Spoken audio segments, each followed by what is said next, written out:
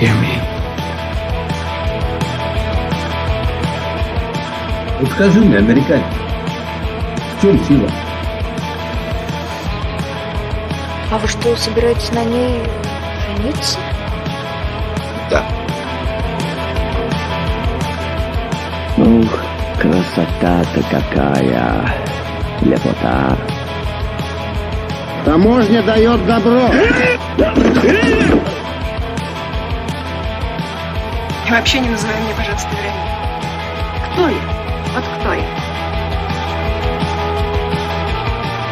Отныне в русской земле единый быть. Don't torture me, I can't live without him.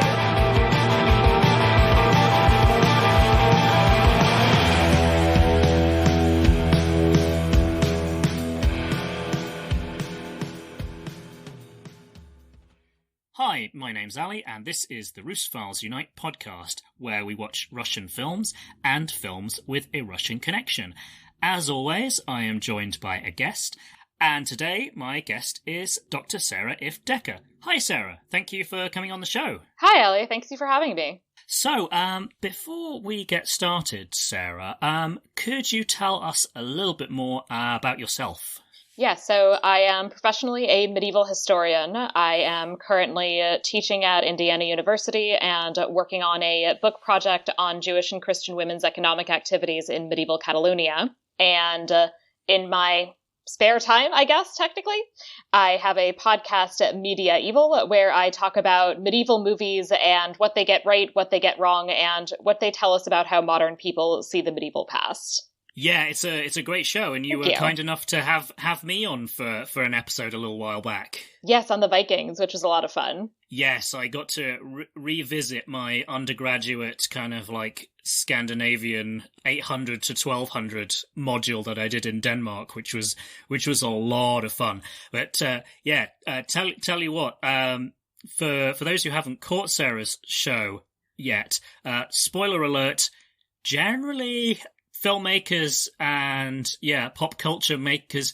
generally get more stuff wrong than they get right, I would say. Oh, absolutely. The short version of my description of the podcast is definitely just medieval movies and why they're wrong. Yeah, that's a much neater tagline than I think I've got for this show. But never mind. But definitely, it seems like I mean it's been going on for a while now, but for the last decade to two, it feels like for somebody who's a fan of that particular historical period, there seems like there's been a lot of pop culture interest in the Middle Ages, at least like superficially. Yeah, so you would agree with that? Yeah, definitely. And I will say also, I mean, I think Game of Thrones is a big part of it in terms of really popularizing it to a greater extent. Oh, absolutely. Like, I feel like Vikings, which we just mentioned, I feel like that would not have got made in a pre-Game of Thrones world, but it showed that there was an audience for sort of that, but with, the fantastical elements kind of stripped out. And I think in its turn, I mean, I'm bound to say this as a bit of a Tolkien nerd, but I feel like the original Lord of the Rings trilogy showed that you could spend a lot of money doing something in a, as you would term it, like medieval-esque fantasy universe. Right. That, has a lot of the kind of things that people associate with the Middle Ages. Yeah, which of course makes sense since Tolkien himself was actually a professional medievalist. Yeah, so who actually, knew what he was talking about. Yeah.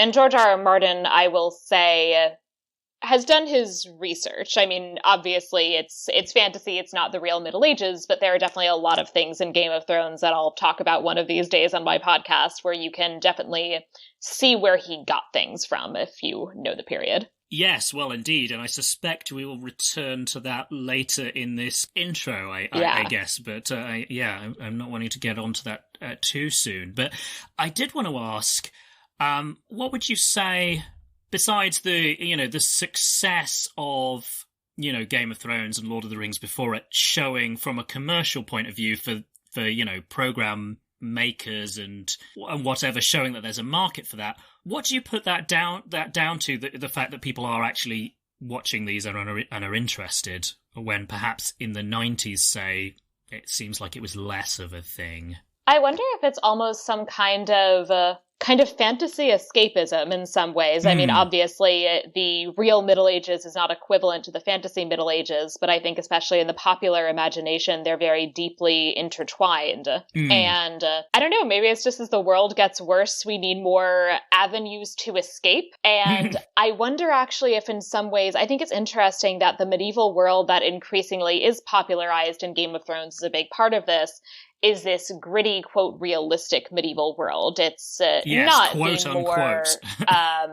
kind of sanitized medieval world that you see in, for example, some of the kind of classic Arthurian films. Yes, where it's all very idealized and everyone is kind of like a model chivalric knight where they're, always looking after the interests of the weak and being like, right. How a medieval knight would have liked to have seen themselves, but perhaps generally wasn't. Right.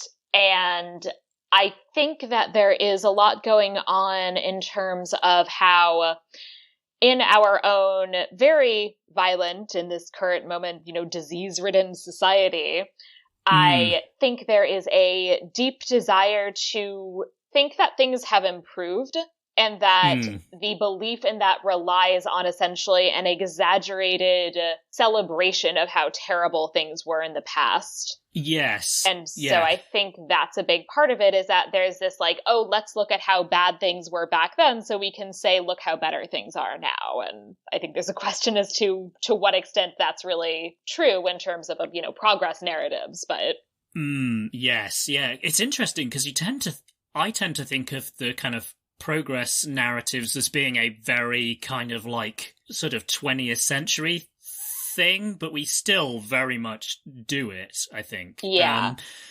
But yeah, in terms of specifics, so what is it that popular versions of the Middle Ages typically get reliably wrong or reliably exaggerate, would you say? I would say certainly the hyper-violence is something that is very striking, and not that there wasn't violence in the medieval world, but that violence is much less disordered than it tends to be presented as being, and not quite so constant as it's presented as being. Right.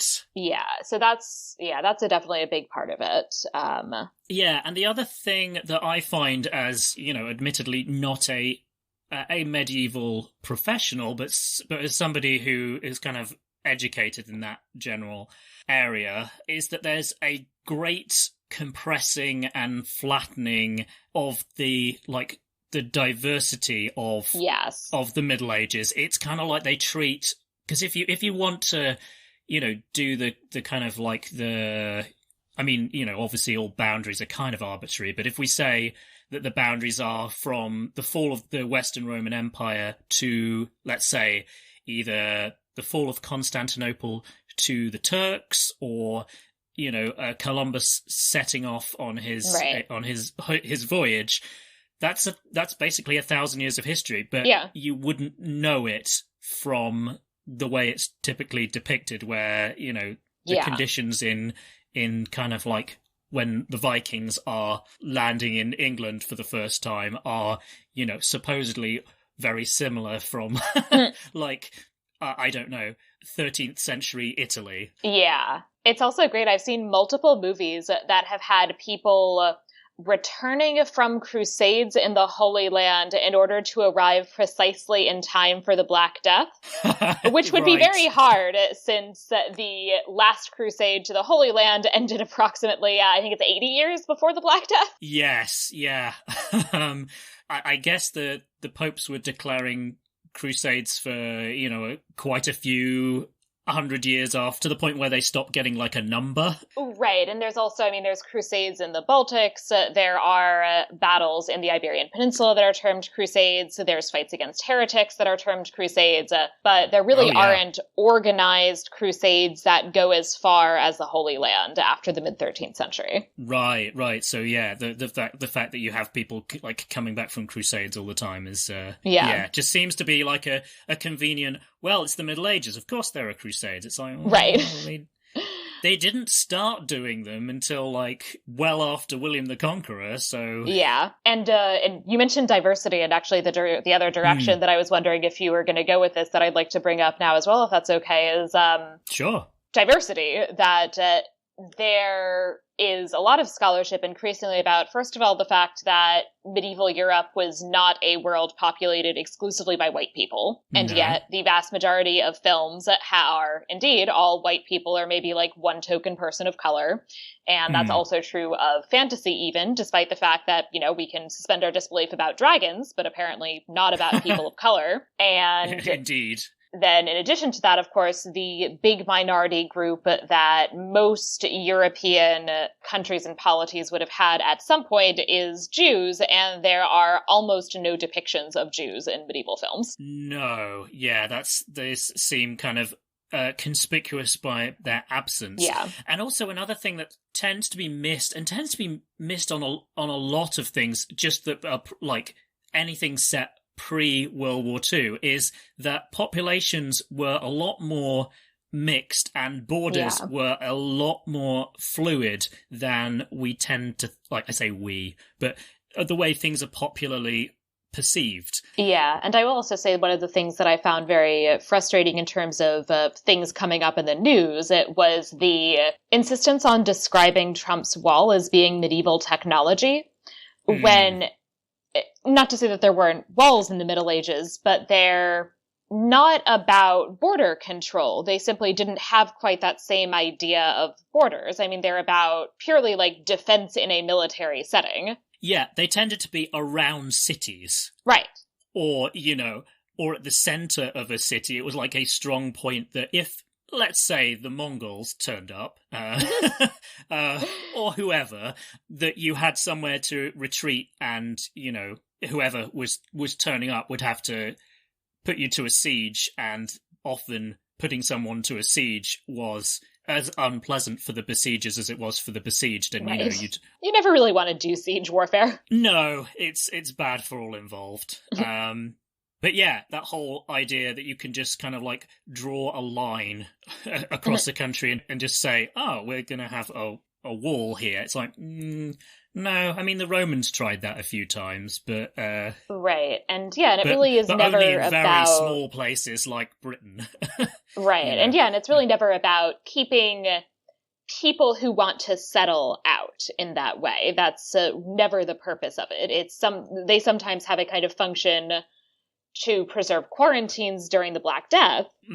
But with the exception of that situation, as I said, they're not about preventing immigration. No, it's kind of a more like, I guess, guiding things down channels so that you can kind of like keep an eye on it rather than just, completely keep people out. Right. Or like getting money that like, oh, okay, you're coming in, like you pay a toll when you come through the city gate. Yes. Oh, and boy, did they enjoy tolls and customs in the Middle Ages. From what I can tell about the stuff that I've sort of working backwards from like the French Revolution and all the stuff that people got really sick of, and that was still kind of in place in a lot of Europe, like into the 19th century. It's kind of like, wow.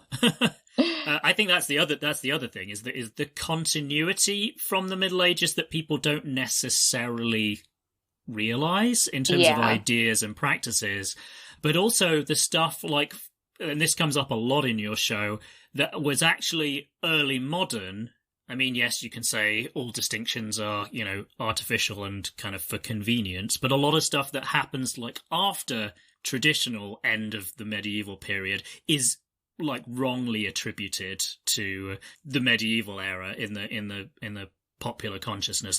I'm thinking particularly of like persecution of witches. Yeah, that's definitely the biggest example. That's something that really takes off kind of starting in the late 15th century, but really the height of it is the 16th and 17th. The Salem witch trials in the Americas, of course, being a good example, but also King James I of England is very well known for his execution of a huge number of women in particular, and some men accused of witchcraft. Yes, yeah, he was really worried about witches, which, I mean, I guess if you believe that they are real, you can understand people being scared of that. Yeah.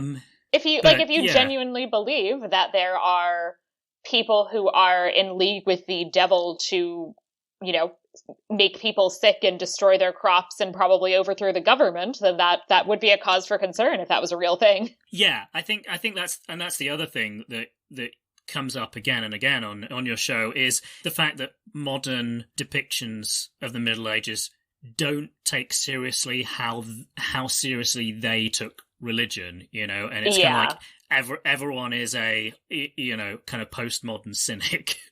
Yeah, everybody's it tends to be that the people we like tend to be just sort of like friendly skeptics, and the people we don't like tend to be hypocrites. Yes, yeah, who are to a lesser or greater extent consciously using religion to oppress people, and they kind of usually they know that they're doing it. They kind of like feel that it's a convenient weapon to oppress people, rather than thinking like, I'm going to torture these heretics because I actually think it's good for them, however twisted that thinking is.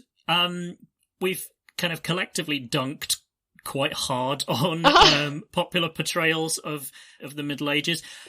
Do you have any examples of like gold standards of people doing a good job of it? Two of the things that I think actually do the best job personally are A Knight's Tale and The Little Hours. And I don't think it's accidental that both are comedies. Because that both actually have a number of deliberate anachronisms. That's actually true of Monty Python and the Holy Grail as well. Yeah. But that in the midst of having these deliberate anachronisms, they also get at some real things that are interesting about the ways in which the Middle Ages is not, in fact, the Dark Ages, a term that medieval historians hate and don't use, but that movies still use all the time. And that is popularly often used. I tell my students every semester not to use it.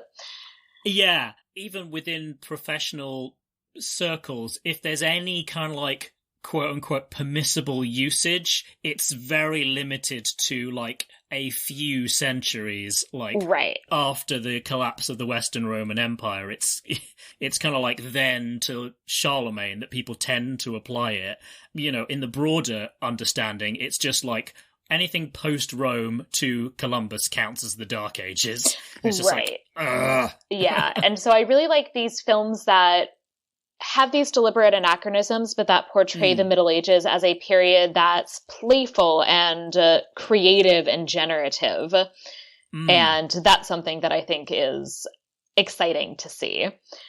I also very much have a soft spot for The Lion in Winter as I think being one of the best portrayals of a particular real medieval historical figure, Eleanor of Aquitaine, who is my absolute favorite medieval, or just at all, period, historical figure.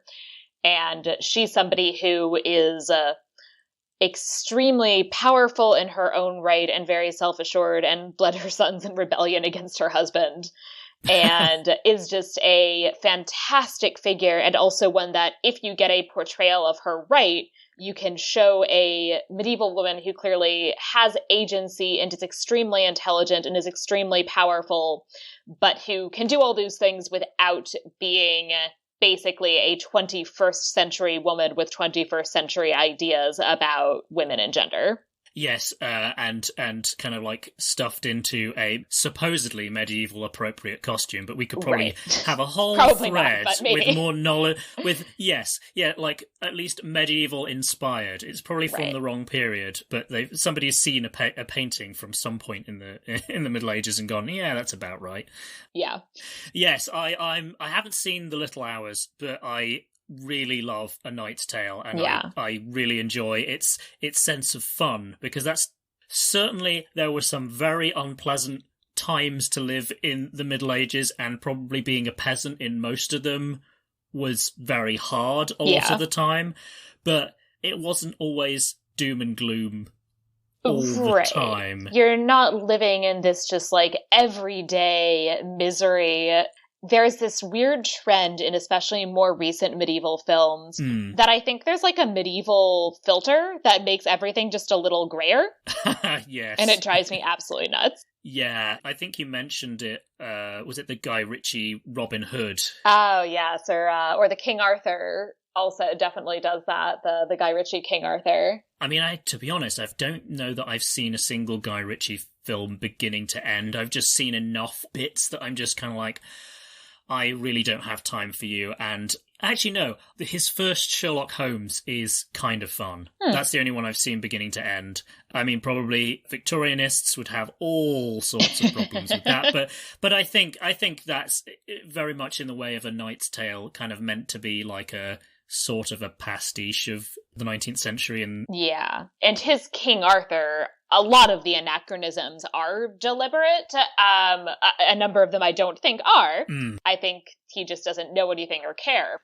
But a number of them are the fact that everybody basically talks like they're in Lock, Stock, and Two Smoking Barrels is deliberate, I'm sure. But yeah. And like that's a style the biggest choice. problem with the movie. No. That was one of those ones where, much in the way that you shouldn't judge a book by its cover, you shouldn't really judge a movie by its trailer, but I very much did with those two films, and I was just like, I do not have time for this, so I think I won't.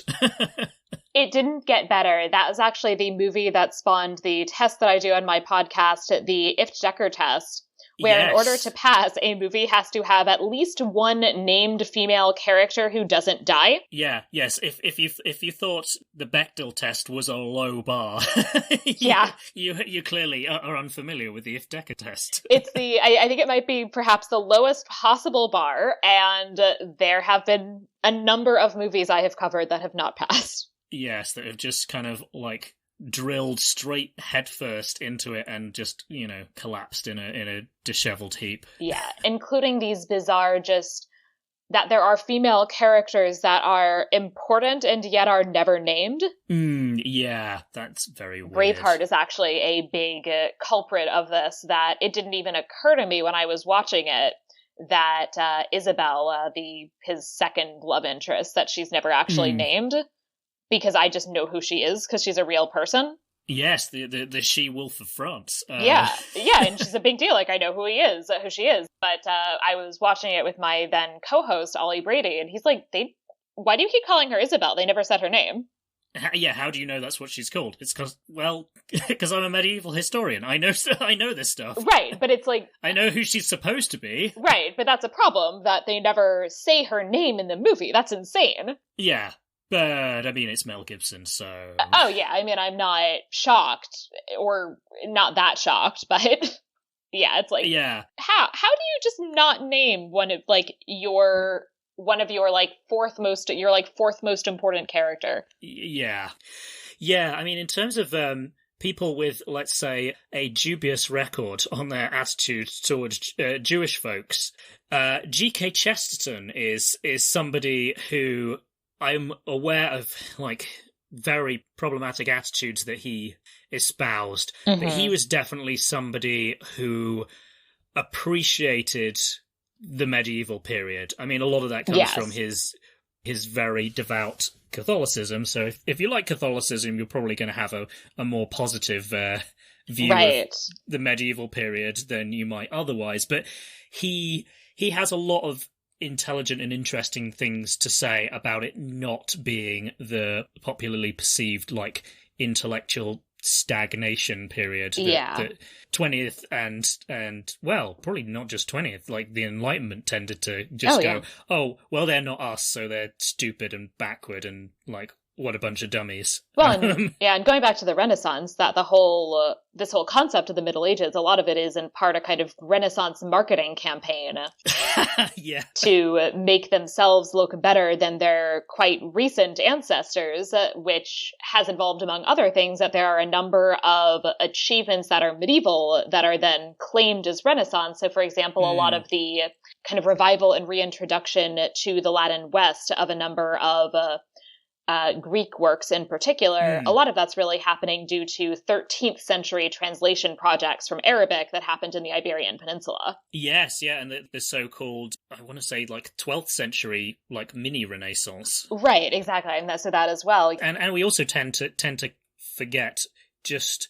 And we could possibly get into this depending on how this episode goes, but what was going on in the Middle East and the Muslim world during this time is that it was, a time of, incredible intellectual and cultural and creative flourishing that really is not well understood. Yeah, and that's a big part of it too, is that this idea of the Middle Ages as this intellectual dark ages, in addition to, I don't think actually being accurate for Europe, is also very Eurocentric because it's very centered on deeply ignoring the achievements in the Islamic world, many of which are, and farther east as well, although that's not an area that I'm quite as familiar with. And that these are ignored. And the Islamic world in particular, however, though, is very much not isolated from Europe, that these achievements are that the things that people are writing are being circulated to Europe as well. Yes, and we've sort of touched on this already, that ideas and people moved around a lot more than we give them credit for. Exactly. Like, I listened to, by the time this show goes out, it won't be recent, but the Radio 4 long-running In Our Time series mentioned I want to say he was 8th century, 9th century monk Alcuin, who was Old English by birth and ethnicity, but he spent most of his career in what's now Germany, and he moved back and forth. Yeah. And yes, that's not a huge distance, but people kind of make it seem like for everyone you were just static. And I think it's probably worth saying that then, probably as now, if you were at the kind of elite level of society, you did have a lot more possibilities for movement and opportunity and travel than if you were just, John the farmer or Mary the peasant. But even John and Mary the peasant, there's more kind of local circulation too than people think there is, because John and Mary the peasant might decide that actually let's place John Jr. in apprenticeship, and if we're so that he could do something else perhaps, and if we're going to place John Jr. in apprenticeship so he can learn to be a weaver, then maybe we're not going to do it in this little tiny village. We're going to do it in the city. Yeah, and that might be York, or it might be Lincoln if you're in an English context. Right. But you'll have to get the cart and whatever hauling animal you're using and travel. Yeah, so in Barcelona, which is my own research context, I have tons of documents that are apprenticeship contracts and domestic service contracts that are people relocating to Barcelona from all around Catalonia. Yeah, like then as now. Yeah. People go to the city to get a job. People were ambitious and wanted to not just necessarily have the exact same existence that their parents had. I mean, there was a lot of that too, just as there is in modernity, people being happier with the way things are. But yeah, I think flattening it out and being like, oh, well, it was just this period where everyone just kind of accepted the status quo and that was fine. Right. And that there's also, of course, more social mobility than people think there was during this period. Not that there was, kind of perfect social mobility, but there's also not perfect social mobility in the 21st century, at least certainly not in the United States. Yeah, and in the UK, heck no. But anyway, so I guess in terms of those popular perceptions of the Middle Ages being a certain way, I think the individual that we're going to be talking about in terms of the movie we're watching today probably has more to do with it, rightly or wrongly, than any other individual, I would say, in terms of the perceptions of, like, violence and, destruction and awfulness. And probably the people he came from and is the most famous representative, probably along with the Vikings and also probably the Crusaders, get a lot of credit is the wrong word, but They tend to be associated with this as well. The, like, sadistic hyper-violence, yeah. Exactly. Yes, and if you haven't figured out who I'm talking about, the person I am talking about is Genghis, or to give him the more, like, I guess, authentic pronunciation, Genghis Khan. So, yes, today we're going to be watching Sergei Bodrov Sr.'s film Mongol from 2007. But before we do that, I know it's kind of like the opposite end of the continent, really, and the opposite end of the medieval world, because, they're mostly not in Europe, but they do turn up. What can you tell us about the Mongols? I did not do too much kind of specific research to prepare, so I'm actually just going to say a couple of brief things on the Mongols, which is, first of all, that one of the most interesting sources that we have for the Mongols as a group during this period, and in particular for European perceptions of the Mongols, is William of Rubruck, a Franciscan monk who kind of goes to... He's kind of not officially a political emissary, but he's kind of trying to do some quasi-political things and also seeing, like, maybe can we convert them to Christianity? And it's a really interesting kind of dive into how Europeans are simultaneously constructing the Mongols as these radical others, but also finding some amount of accommodation and connection with them, and finding ways to communicate with them. There's a lot of really interesting work that's kind of beginning to be done about the Mongols as an example of this group that is kind of being racialized by Europeans as they're sort of developing ideas about race. From the Mongol side themselves, they are an interesting group in that they really were perceived as this somewhat existential threat in part by Europeans, but even much more so, in fact, in the Islamic world, which faced more of the kind of brunt of Mongol conquests for at least partially geographic reasons. Yeah, I mean, it's later than the period we'll be dealing with in this movie, because we're talking about Genghis Khan, but yes, his successors, one of them basically wiped Baghdad virtually off the map. Yeah. And, that's something which it feels like should be more widely known, that this, incredible center of culture was essentially put to the torch, and so much, like, people know about the Library of Alexandria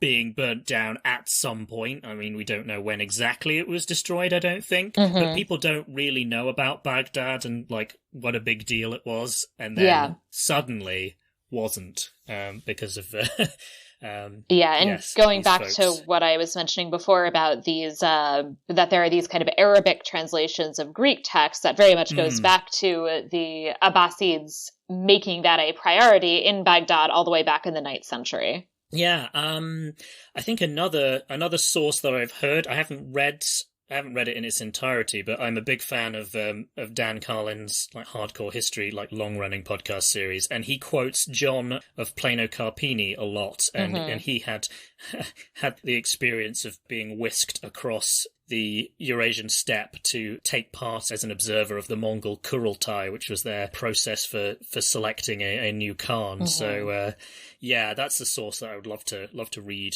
at one point. And also, a figure that the Europeans constructed that they kind of, like, fit the Mongols into was this guy that they called Prester John.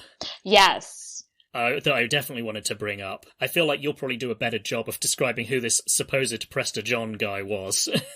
Yeah, and so it's essentially this, kind of fictional, idealized Christian king in some kind of vaguely undefined place in the East that they then sort of try to be like, well, like, maybe like this Mongol Khan, maybe he's Christian, maybe he's really Prester John, or like maybe we can like ally with Prester John, who of course like does not exist. Yeah. And there's this kind of whole narrative that develops around Prester John and his realm. There are these essentially kind of mythical semi-monstrous creatures that are supposed to live in the realm of Prester John. There's this magical, like, river made out of stones that I think, like, stops on the Sabbath or something. Oh, wow. Yeah. Yeah, I didn't know that level of detail at all. I just knew that he was thought to be this, like, Christian potentate in the East who was going to come and, like, smash the nasty old Muslims from the East and kind of, like, help out the Western Christians.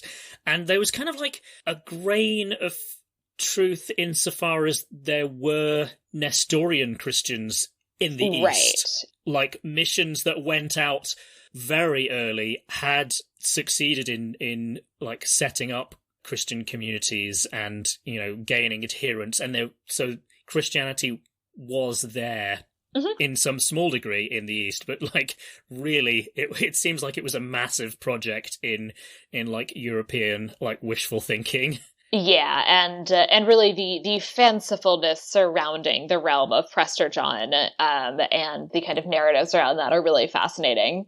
Umberto Eco's novel Baudolino actually has an episode where they, you know, do in fact reach the realm of Prester John successfully. And, you know, it's really fascinating as a kind of bit of magical realism. Yeah, that definitely sounds interesting. It's been a long time. I haven't read any Umberto Eco, but a long time ago I saw In the Name of the Rose.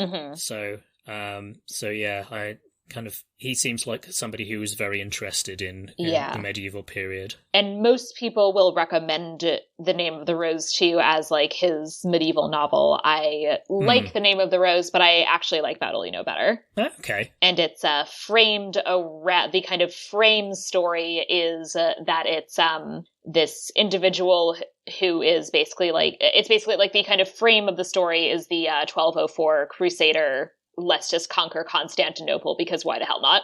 Because we're there, and we don't really like the Eastern Orthodox Christians very much. Right. Because they kind of like, they call us barbarians, and we're going to prove them wrong by destroying their city. Right. Oh, wait. Well, we didn't exactly prove them wrong, but I guess we've got their city now, so what are they going to do? Right. And that also, by the way, is one of the things that's interesting is that on the one hand, there is a lot of respect for Genghis Khan and like basically just by virtue of the fact that like he was very successful. But at the same time, there's also this like very intense construction of him and the Mongols as barbarians. And they never quite get subjected to these efforts to fit them into these kind of chivalric Western models, as you see with a number of illustrious Muslim figures like Saladin. I was going to say, yeah, Saladin definitely gets a certain amount of respect as being like, he's a villain, but he's a worthy opponent. You know, there's kind of like and there's all the stuff about like the relationship between Richard I, you know, aka the Lionheart, and Saladin having this kind of like very idealized, you are a worthy opponent, sir, kind of relationship. So whereas the Mongols are, kind of outside of that. But right. And there are even stories that claim that Saladin converted to Christianity secretly. Yeah, that seems like pretty wishful thinking. Oh, very, very much wishful thinking, and an attempt to kind of domesticate him in the same way as this, as these kind of chivalric depictions of him are doing already, I would say. But it's interesting that the Mongols, while there are very serious efforts to try to convert them to Christianity, they are not quite subjected to that domestication process. That they instead are very much like constructed as and emphasized as barbaric. Yeah, although, I mean, some of their conduct in well, as we've already touched on, in the Middle East, but also in Russia and in Hungary, just kind of really does not lend itself to domestication, because they were, you know, without wishing to sound mean-spirited, like vicious bastards. No, they were quite brutal. You know, the one thing that I would say is that, I mean, so are the Crusaders if you read certain narratives. Well, yes, like the capture of Jerusalem is like horrific, and that's not an isolated incident, but it's probably like the most famous. But yeah, it is interesting that people weren't able to see necessarily like, oh yeah, we do this too, so they're not in a they don't belong in a kind of like their own special category. But and I think the fact that they were semi-nomadic, and I think that perception of them as not having a kind of settled civilization in the same way as either Europeans or Muslims, I think that is part of the reason that they were perceived as being very kind of fundamentally different. Yes, yeah, it made them very easy to other. Yes. Yeah, but I think that did very much work both ways. Like some of the stuff that I've heard in terms of like Genghis Khan wiping out whole cities was that he and the Mongols in general like perceived sedentary like settled societies as being like lesser than them, and therefore it was okay to kind of like slaughter them en masse. At least that's kind of like one explanation of it.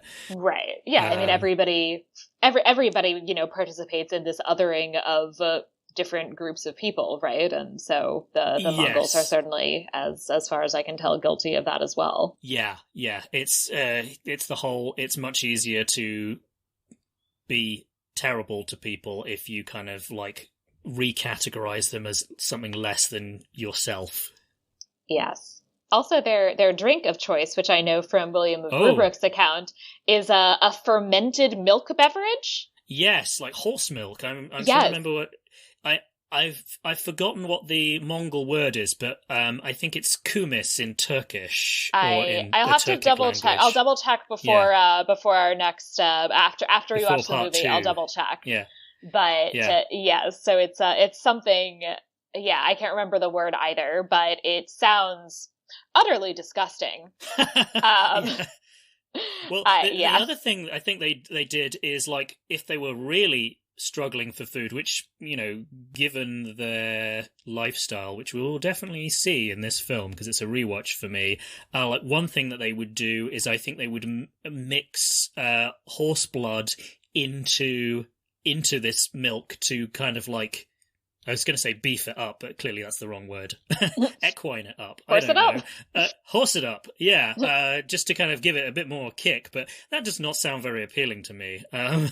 This is one of the things, there are accounts, although I'm not sure that it's entirely sure quite how true they are, but there are accounts that like on the road while riding, they would also like basically like suck the blood of their horses as a like on the go snack. Yeah, that feels like that would be tricky to do on the go and not like make a mess everywhere. Right. On the other hand, they were pretty incredible in terms of like, shooting arrows from horseback. So maybe I'm underestimating them. But it seems like that's much more likely that they would do that when things are stationary, because then you don't have like veins. Right. Spurting blood everywhere. Right.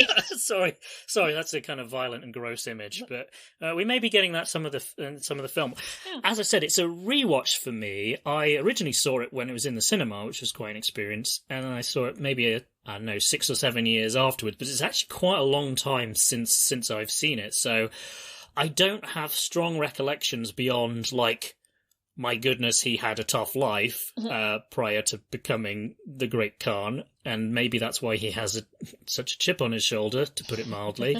But yeah, I remember it being like very visually beautiful and spending quite a lot of time on like the shamanistic religion that they practiced. But other than that, I don't have like very strong recollections. Before we get into it, it's probably worth saying a little bit about the director.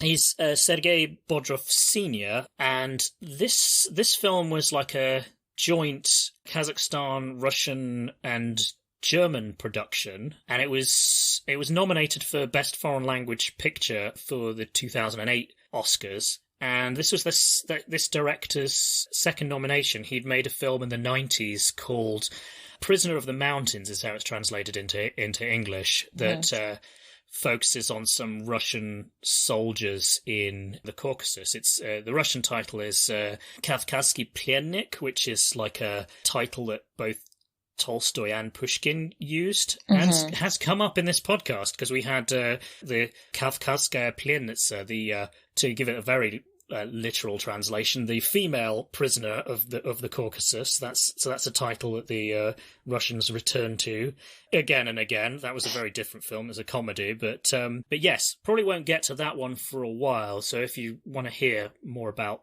that particular film, then I would recommend there's this podcast. It's in English, but it's done by a couple of Finnish guys.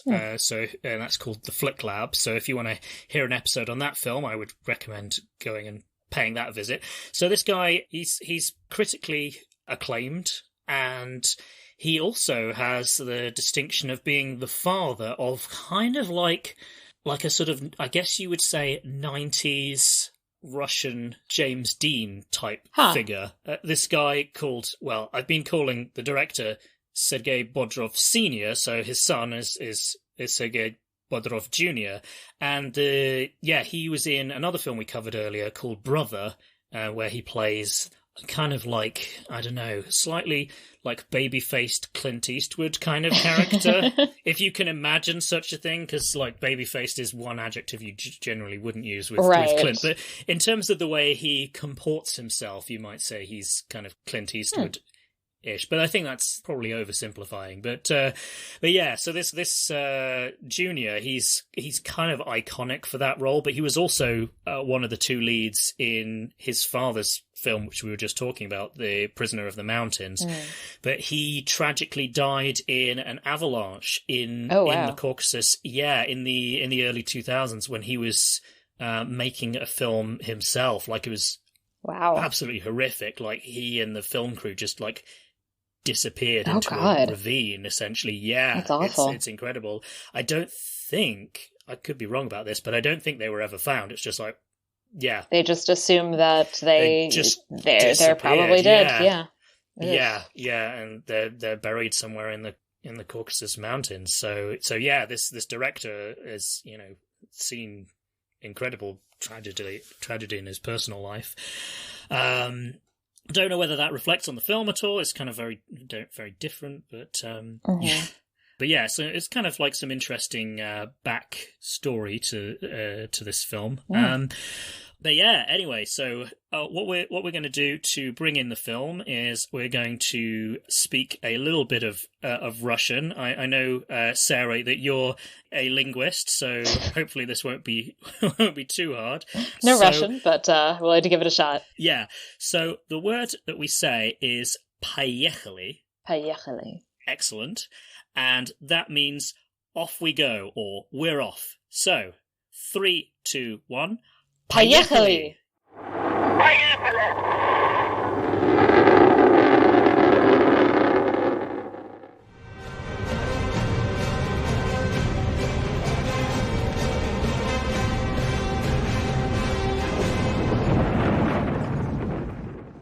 And we're back. Sarah and I have just watched Mongol, The Rise of Genghis Khan, aka Mongol, aka Mongol, The Rise to Power of Genghis Khan, or Genghis Khan, or Chinggis Khan, however you are pronouncing his title rather than his actual name, which we'll get onto. Right. So, the usual spoiler warning, if you haven't seen the film yet, we're going to be just about to get into the plot, so spoiler warning, spoiler warning, spoiler warning. And yeah, over to you, Sarah. What happens in Mongol? So it begins with him actually as a child. I hadn't expected when I first started to watch it how, despite the fact that the subtitle was The Rise to Power, I hadn't expected basically how far back it would go. And actually also how much of it is really centered on his relationship with his wife. And so that's essentially how it begins, is that he's traveling with his father to go and look for a bride. I think he's 9 and she's 10. Yes, they make a point of saying she's like a whole year older than him. Yeah, it's very cute. It's like that very like thing that kids say, that he says, I'm 9, and she's like, I'm a whole year older. Yeah, because when you're that age, and it is, you know, admittedly, a much bigger chunk of your life, right, as a whole. But that was very cute. Oh, and those two child actors are just the cutest. They are adorable. But yeah, it's hard to believe that one of them is going to grow up to be like I'm oversimplifying, clearly, but like an infamous butcher. Right. Though you wouldn't guess that based on this movie, but we'll get there. We will, yes, I'm sure.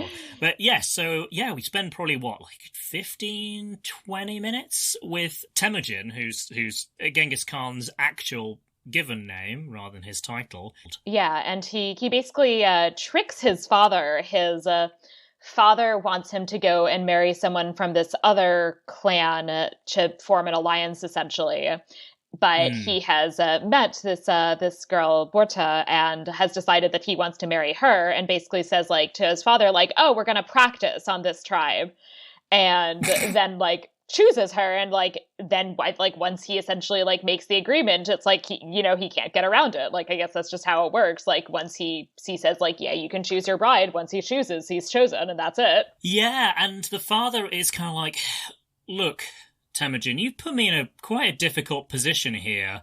And then later he's kind of like, on the other hand, attaboy, a child should choose who they're going to marry. So I'm annoyed with you, but you kind of did good. Yeah, it's like he has respect for him, which it's nice. Yeah.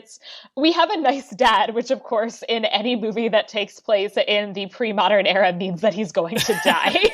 Like, this is a thing that I have noticed in a lot of pre-modern movies, is that, like, the track record for parents and, like, is, like, very low. And, like, every time you have, like, a dad have, like, a nice bonding moment with his son, it's like, dad's gonna die.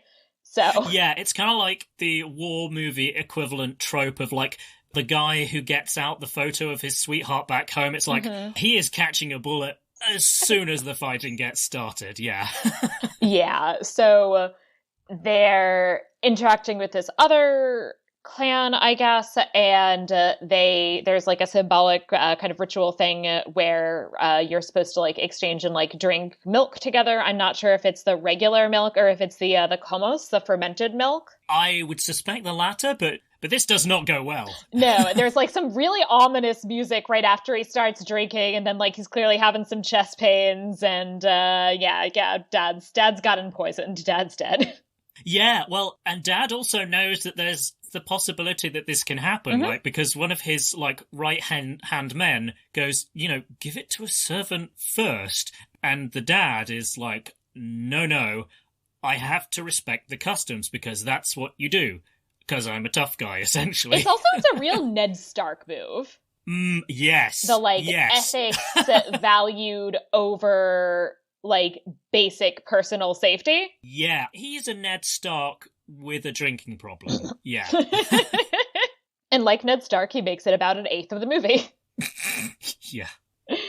Yeah, so since he's dead, that I guess just means that all bets are off now in terms of, social norms, essentially. Yeah, sort of, like, because Sergei is a Khan. Right. And normally, a son of the Khan would get the job of being the successor. But yeah, as you say, all bets are off because Temujin is a long way from being an adult. Yeah.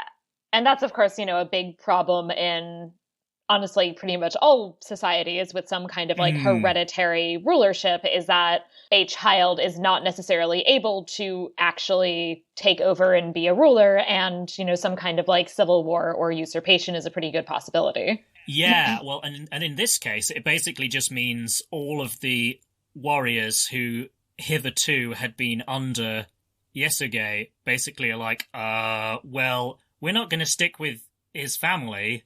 We're going to find a Khan to be in their band because a 9-year-old can't be a Khan. Right. Essentially. Yeah, and they actually even considered the possibility of killing the young Temujin because, he's going to grow up and avenge his father, in theory.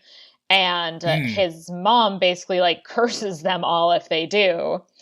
And it's only with that I think he said something along the lines of basically, like, we have to keep the customs even when we don't want to.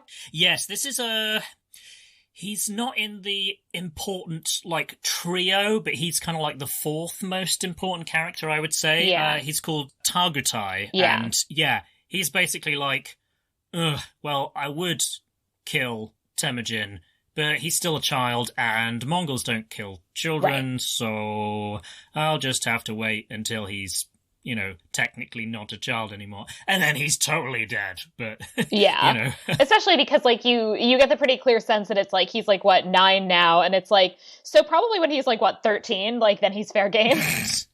Yeah, well, I love how there's, like, a specific literal benchmark. It's we can get into this later. It's once he is taller than the height of a wagon wheel, he counts as an adult and therefore can be like done away with. Yeah, which is still like probably pretty young. Yeah. But for Temujin, it must be nice to like be 9 years old and already have your career path set, which is murdering a dude. Well, yeah. So I guess he escapes, right? Yeah, he basically runs off into the wild. Yeah. And he comes across and is helped by another kid, Jamuka? Yes. And so he meets Jamuka and his brother, whose name I do not remember. No, I don't remember either, but they bond. Yes, and even have a kind of like ritual, like acknowledging each other as brothers, him and Jamuka, that which the way you do this, by the way, is that you drink more of this milk, but you put each other's blood in it. Yep. So they are now brothers for life, which is going to come up. Yes. And there's also a lot of discussion essentially about their future paths. Jamuka is very convinced that he is going to be the next Khan and that Temujin is going to be his second in command. We'll see how that goes. Mm-hmm. And also, Temujin starts talking about the fact that, like, oh, no, I have to kill this guy. And also that he needs to go and get his bride, that he still, like, remembers this girl and, like, wants to marry her. Yes, yeah. Jamuka is... Right, fine. I don't see why you're making all this deal about a girl. Like, he literally says a horse is more important than a bride. Right, I think, yes. He says. Yeah, you need a horse more than a woman. Yeah, so... we will return to this subject. Oh, yeah. So Temujin eventually ends up, he gets kind of retaken. Or no, he gets caught stealing a horse, right? I think so. Yeah, he's basically captured by Targutai. Yeah. But he is still not tall enough to get his head lopped off, so he's going to live for a little bit longer. So they put him in basically the stocks. Yes, it's like movable stocks. Yeah, as a way to, I guess, like keep him from like going anywhere. And yeah, fun fact, apparently you can use the movable stocks to murder a dude. Yes, as we discover later.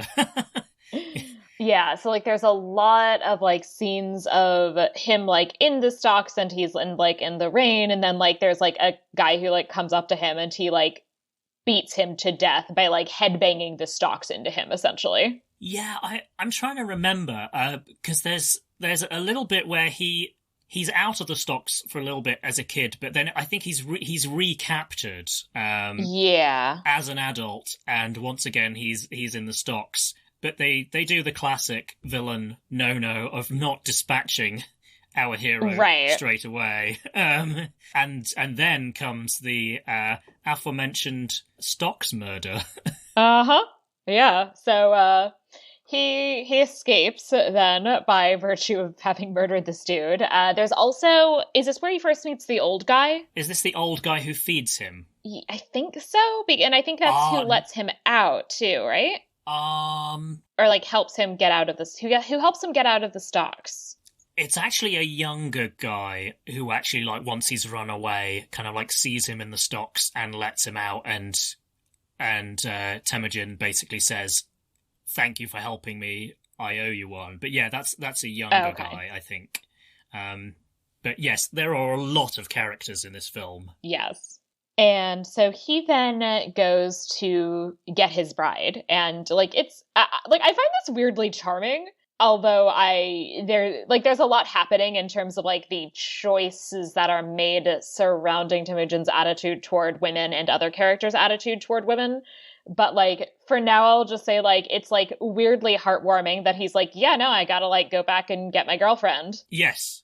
and goes back to this like village that he was in ages ago. And they are pleasantly surprised because they're like, oh, you actually remembered. We didn't expect that. Right. Well, so I actually was wondering if they were like not so pleasantly surprised, if they were like, oh, like this seemed like a better marriage back when your dad was the Khan. Yes, no, I stand corrected. This is less good than it looked at the time. Yeah, and because the father's even like, I don't know if she still wants to marry you. Maybe she doesn't. And then she comes out and she's like, Temujin, like, great, you came back. Yeah, and her father is like, yeah, okay, I guess she still wants to marry you, so, we should go through with that, I suppose. Yeah, and I found this really interesting in that there really seems to be this emphasis on, like, marriage as being a matter of choice.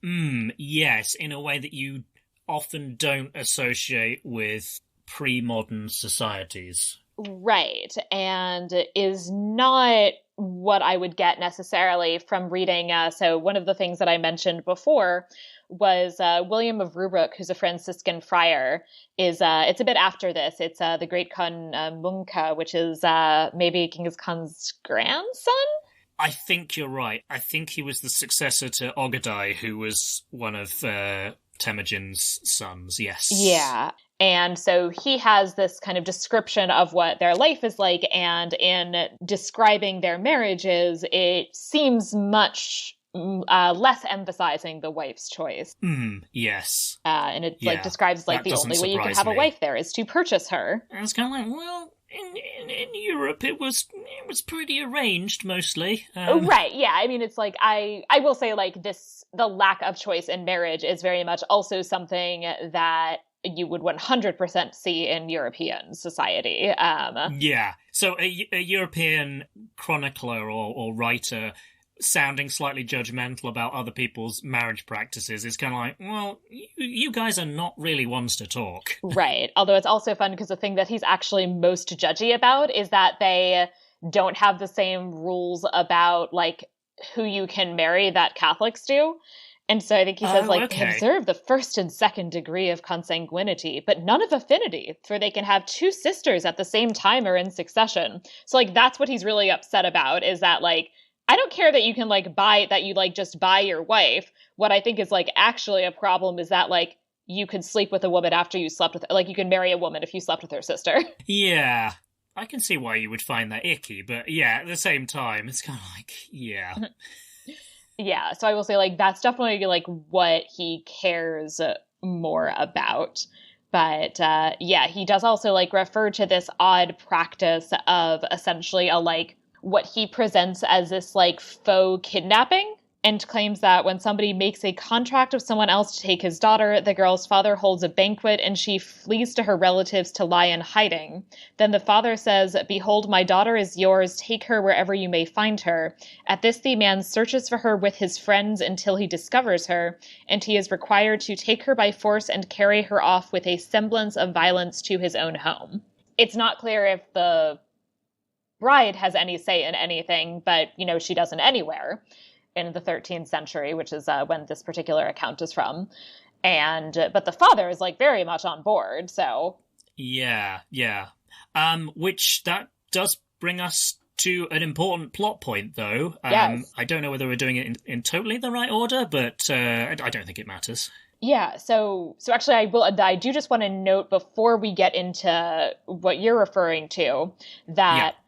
So he brings her back to his mother, and this movie technically passes the Bechdel test, which I was pleasantly surprised by. Yeah. There's essentially one relatively brief scene between Borta and Temujin's mother, whose name I do not recall. I think it's Olun or Holun. Okay, so but she does have a name, and so there is a scene between the two of them where basically they just like talk kind of about like getting to know each other, and Owen's like, "I like you, like you seem strong," And then the like me. Yeah, like exactly. And then like Borta like gives her a coat and like she refers to it as her dowry, but then she's like, and like this is for you. And it's like a nice conversation where obviously like the background of them having a relationship with each other is through Temujin, but like that's not what they talk about at all. No, yeah. Yeah, so like they never You're mention quite right. his name or like explicitly talk about him in this context. Like it's really just like a short conversation where they're kind of getting to know each other. Yeah.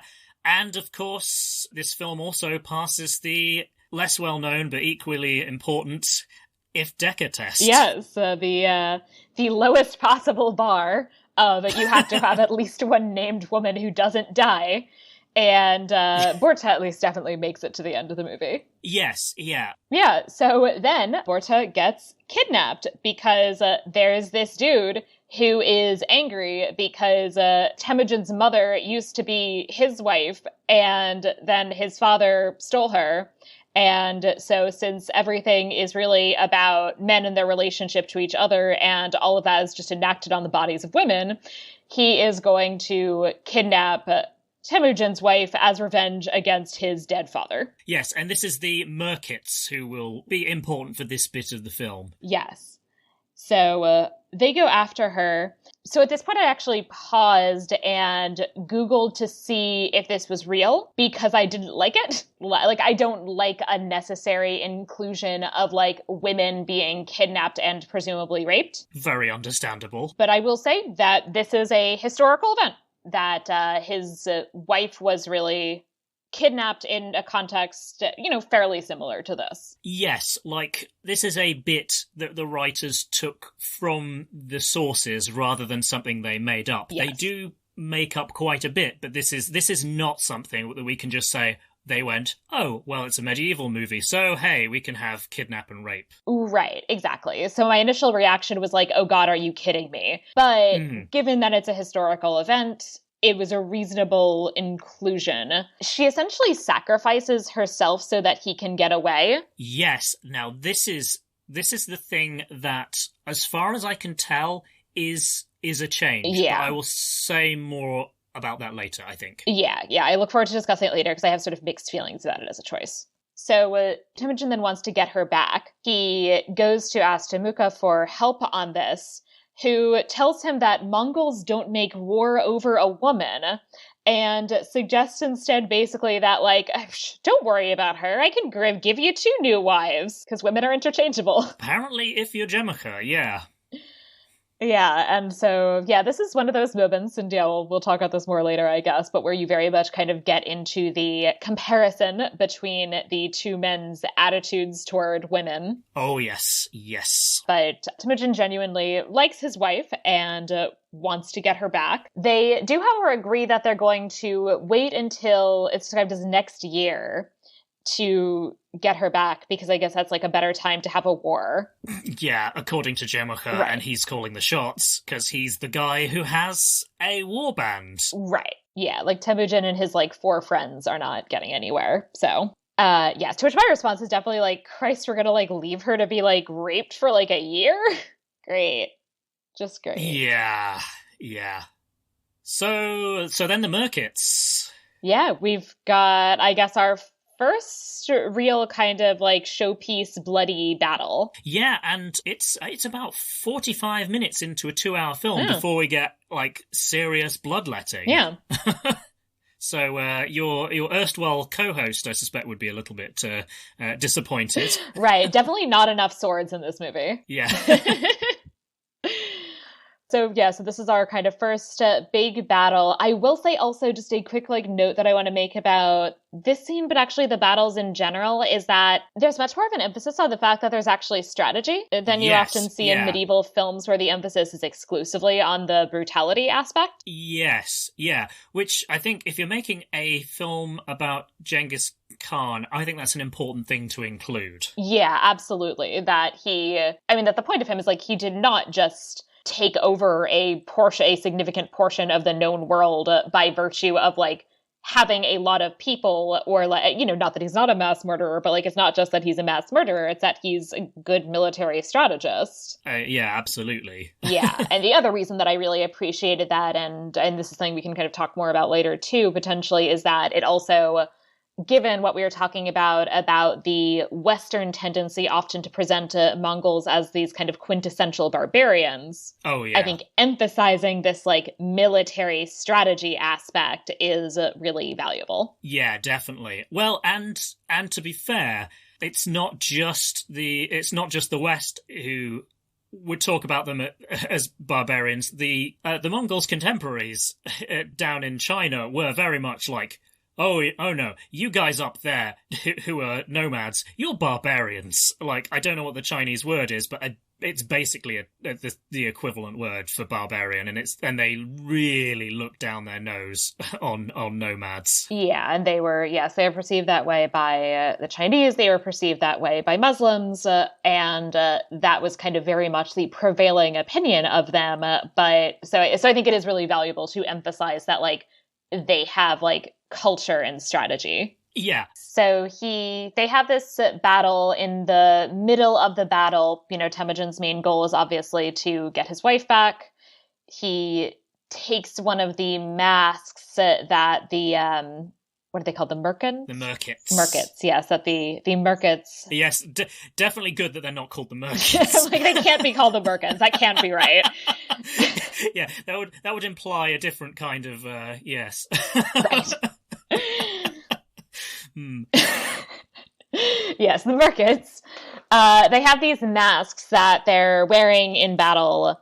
He takes one of the masks in order to be able to sneak into the village more easily, or their encampment, and is able to get his wife back. She is very visibly pregnant. I was so afraid that he was gonna like be mad at her about it, and he's not. He's like, "Cool, this is my wife. Like, here's my wife. She's got my son." Yeah. He basically adopts his son in the womb, even though it's very clear from context that he is not the father, but he's very pragmatic about it. It's like, well, what was she supposed to do? Yeah, and so I looked this up actually historically. The amount of time that she's in prison is like 8 months, and I think based on the timing, it could have been either way. Yes, the movie implies that it's possibly longer, but I think in terms of history, there was always enough ambiguity that it was hard to know whether Joki, who was this son grows up to be, was Temujin's kid or not. But, if your leader is Genghis Khan, you're probably not going to make too many statements out loud about the, the parentage of his children. Yeah. If you know what's good for you. Yeah. And I really appreciated, so first of all, in the movie, he basically just is like, yep, this is my kid. I'm not going to worry about it. Like, this is my wife's kid. This is my kid. I'm never going to question it.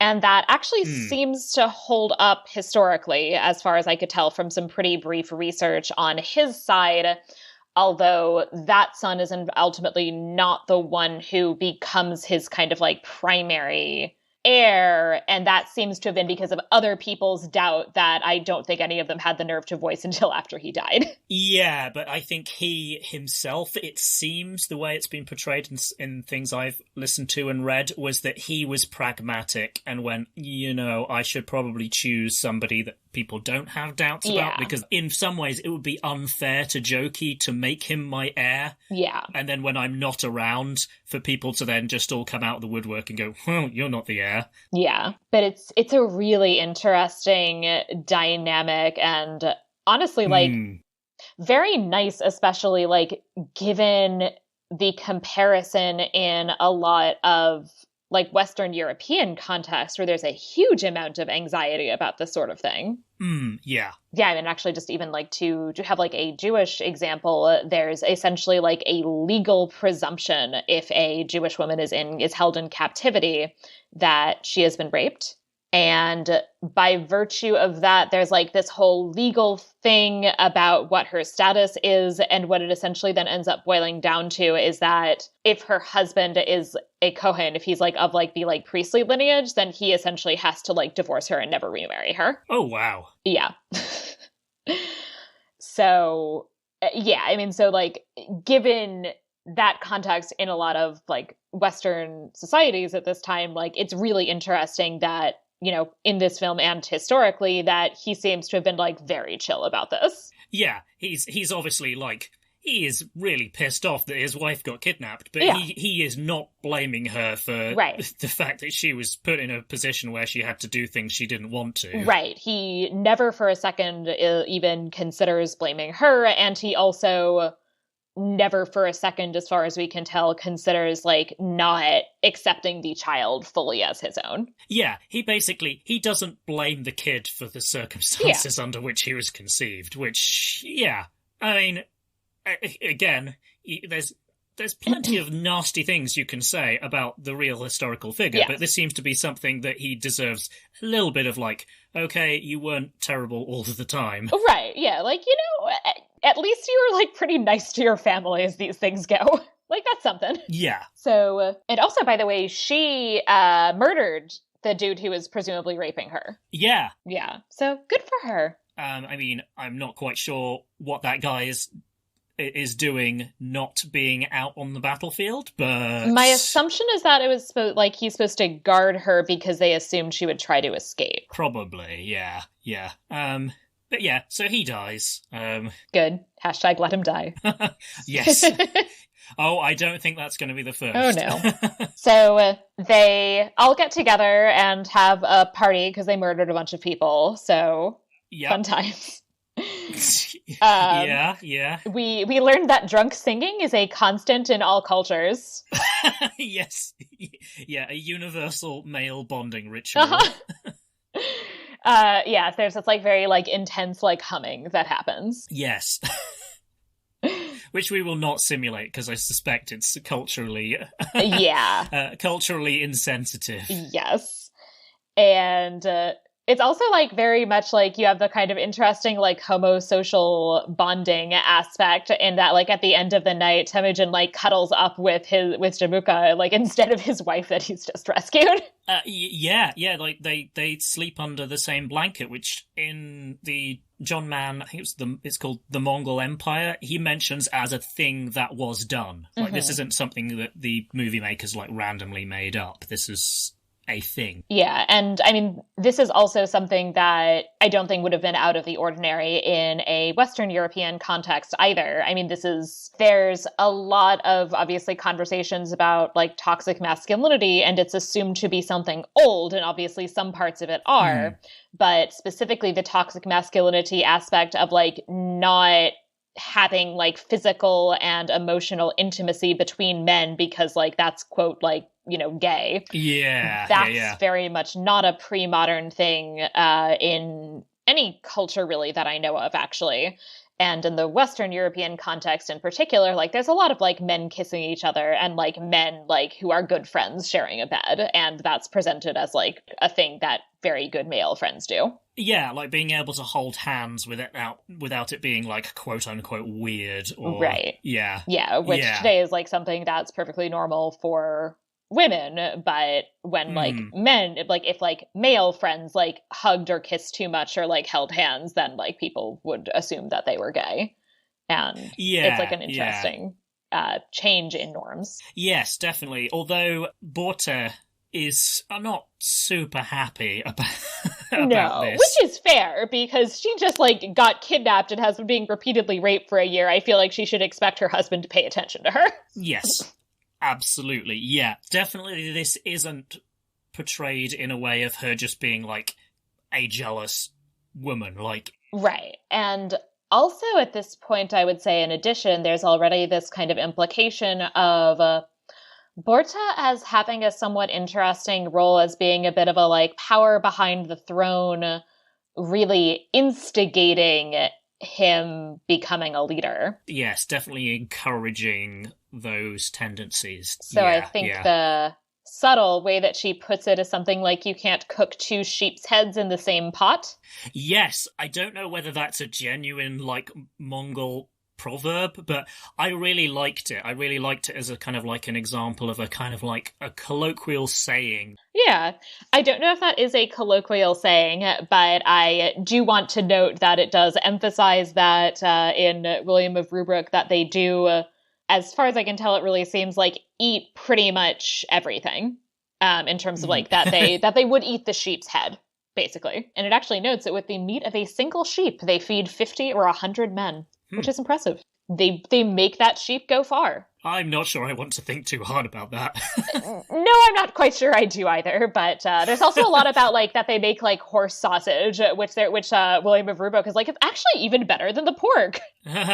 Yes, that is definitely I find interesting that British and Americans are really like, ugh, eating horses, that's gross. I mean, I get a lot of that is just that, like, horses are kind of like in the sort of like kind of animal that you can be friends with, and therefore you probably shouldn't eat. I think that seems to be where our taboo comes from. But yeah, and it's also like I have never personally really interacted with a horse, and so I can say I probably would eat horse. And I actually, no, I didn't. There's a place in Spain actually that I was at that had horse chorizo, but I didn't actually end up getting any because it was like a big plate, and I actually couldn't convince anyone else to eat horse chorizo with me. That's fair. But I would have tried it because, as I said, I don't have personal interactions with horses, but I would never try dog or cat because I have those. Yeah, that would feel weird. Yeah. So Temujin takes off in the middle of the night and also poaches some of Jamuka's dudes. Well, I mean, you say that, but there's kind of an ambiguity about whether he's poaching them or whether they... Yeah, so, I mean, so there's a couple of guys who leave with him, and so essentially there's a big emphasis when Jamuka and his brother follow them to figure out what's happened with that, is that, first of all, Mongols can change their masters whenever they want to. Like, they can voluntarily decide, I'd rather follow this dude than this dude. Yes, and Jamuka kind of acknowledges that, but at the same time is still super pissed off about it. Yeah, so he's very not happy. The way they essentially try to get around it is that they're like, okay, well, the dude's fine, but their horses, though, are really our horses. And so they kind of send people to steal the horses, and then one of them ends up then killing Jamuka's brother in the context of, like, you know, assuming he's a horse thief. And so this means basically that things are about to get way less chill. Yeah. Yes, the brother relationship between Temujin and Jamuka is about to be stretched to the breaking point. Yes. So Targetai comes back. We'd forgotten who that is. And but he comes to make an alliance with Jamuka, who clearly has exactly zero respect for him. I think he at some point says, there are two strong Mongols around here. It's me and it's Temujin. It isn't you. Then as a further, like, display of being badass, we get to see Jamuka's, like, power shave with a sword. Oh, yeah. Yes. And, like, yeah, man, like, shaving your own head with a sword is, like, that's pretty badass, I gotta admit. Yes, yeah. Something we'll all try now that we're in quarantine. You're welcome to. I don't think I will. But yes, yeah, piece of work though he is, Jamuka has some swagger and has some charisma and is not afraid to give himself a shave with a really sharp sword. Yeah, which is, yeah, it's very badass. Yeah. So they go after Temujin and his people, who then comes to the situation where basically it seems that basically they can, like, have a pitched battle that they probably don't have a great chance in. To put it mildly. Right. But by doing so, they can help their families escape, or they can basically ditch all the women and children and take the fuck off. Yeah. And Borte says, look, if you dudes run, we understand. This is what all Mongols do, right. So we won't take it personally. We kind of know that this is par for the course. Right. But he refuses. So again, it's like literally like we've got like the husband and father of the year award for Temujin. Yeah. He's like, no, I am the only man who loves my family. Yeah. Yeah, look, Genghis Khan, he's just been willfully misunderstood. He was just a sensitive guy who loved his wife, okay? He's just a family man. Yeah. A very cunning, very badass family man. It's just like, it's so weird how like that, like this is the emphasis, is just like, yeah, he's just a nice guy who really likes his wife and kid. Yeah. So we have those two options, and then there's a third option, because Temujin likes to think outside the box. Right. So he sends off the families with like a couple of people to protect them, and then like sets up this weird like barricade. Yes, yeah, made of the wagons. Yeah. And so essentially he's able to basically like put them in the situation where they're almost having like mini siege warfare. They still lose. Yeah, they still lose, but like it's a good tactic. Yeah, and it seems initially like Temujin is the only person taken alive, but later on you find out that someone else has survived as well, I think. Yeah. But I was a little unclear about this. Yes. So Jamuka basically like takes him, and there's at least one other captive, I think, who like he takes as a slave. And because like then they're like slave buddies together. And I guess they get like sold to some other slaving caravan. Yes, because surprisingly, Jemuka, nasty piece of work though he is, he can't quite bring himself to do what Targetai wants to do, which is kill him. Yeah, lop Temujin's head clean off. It's like, no, I can't kill my brother. I'm just going to sell him into slavery. So he's sold into slavery, and so he's got this one friend who he's basically trying to help out, who's like not doing great, and he collapses. And in the context of basically trying to like protect him, Temujin actually then like kills one of the caravan guards. Yeah, but again, for some reason, Temujin isn't killed for this. He's just whipped and beaten a bit and then taken to the nearest settlement. And I love this. His price goes up. Yeah, because he's a badass. Right. Yeah. It's like he's now, I think like, so they go to the Tungut kingdom. And essentially, like, and so, like, they're, like, selling slaves, and they're like, most of them is, like, 1 string of coins, and this one's 2 string of coins, and this one's 5, because he, like, killed my guard. And it was my best guard as well. Right, yeah. Yes, that didn't particularly ring true, but was kind of funny. Right, yeah, it's like, I feel like that would, like, A, they would have just killed him, and B, I feel like that actually isn't a quality you want in a slave and should make the price go down. Yeah, that made no sense, but was funny. It was, yes. Hey, buy this guy, he's going to be really dangerous, and you're going to have to, right. He's not going to be, you can't trust him for anything. But fortunately, he manages to find the man with the most hubris in the entire world. Yeah. Oh, this guy. He is your rich guy. Yeah. He really is. Who was very much like, oh, like, you want to destroy us and, like, you think you're so badass? Of course I'm going to buy you, and I'm going to, like, put you in a cage on display where that's, like, has, like, a little sign that's, like, the Mongol who wanted to take over our kingdom. Mwahahaha. Yeah. And at this time, we have a prophetic Buddhist monk. I mean, the implication is he's Buddhist, who's basically like, this guy's gonna kill everyone. and the rich guy's like, yeah, sure, old man, sure. Right. And I'm just watching this, I'm like, why is the monk psychic? Yeah. Yes, I mean, I don't know enough about Buddhism to know whether there's much of a emphasis on like prophetic foresight. It's not something I've ever been aware of. But yeah, he apparently can see that Temujin is going to turn into Genghis Khan. Right.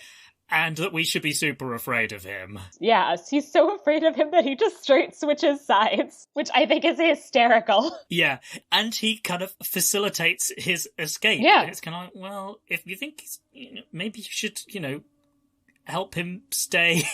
But this monk's attitude is that, like, this thing is fated, so I might as well be on this on this guy's good side. Right, but essentially he's like, yeah, like, I'll help you out. Like, I know this is all going to happen anyway, as long as you agree to, like, not destroy my monastery and keep my library going. Like, yeah, whatever. Yeah. And Temujin is like, deal. I also love in the, like, big, like, moment of interreligious interaction here that the initial suggestion that Temujin has for the plan is that the monk should kill the guard and get the key from him. And the monk's like, oh no, my faith does not allow me to kill. And Temujin's like, oh, mine does. Mine's really cool with murder, so... Yeah, mine's fine with the murder.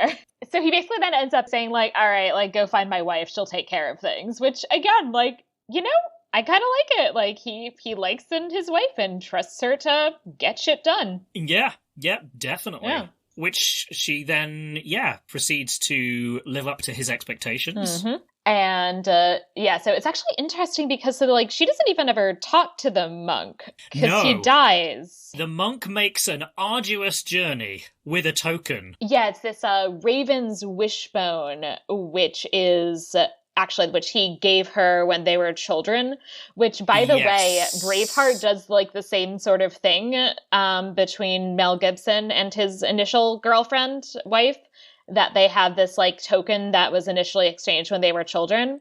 But there is this, a dried thistle, and in that I was calling bullshit that thing still existed 20 years later. So, props for this movie for actually using something that could last 20 years.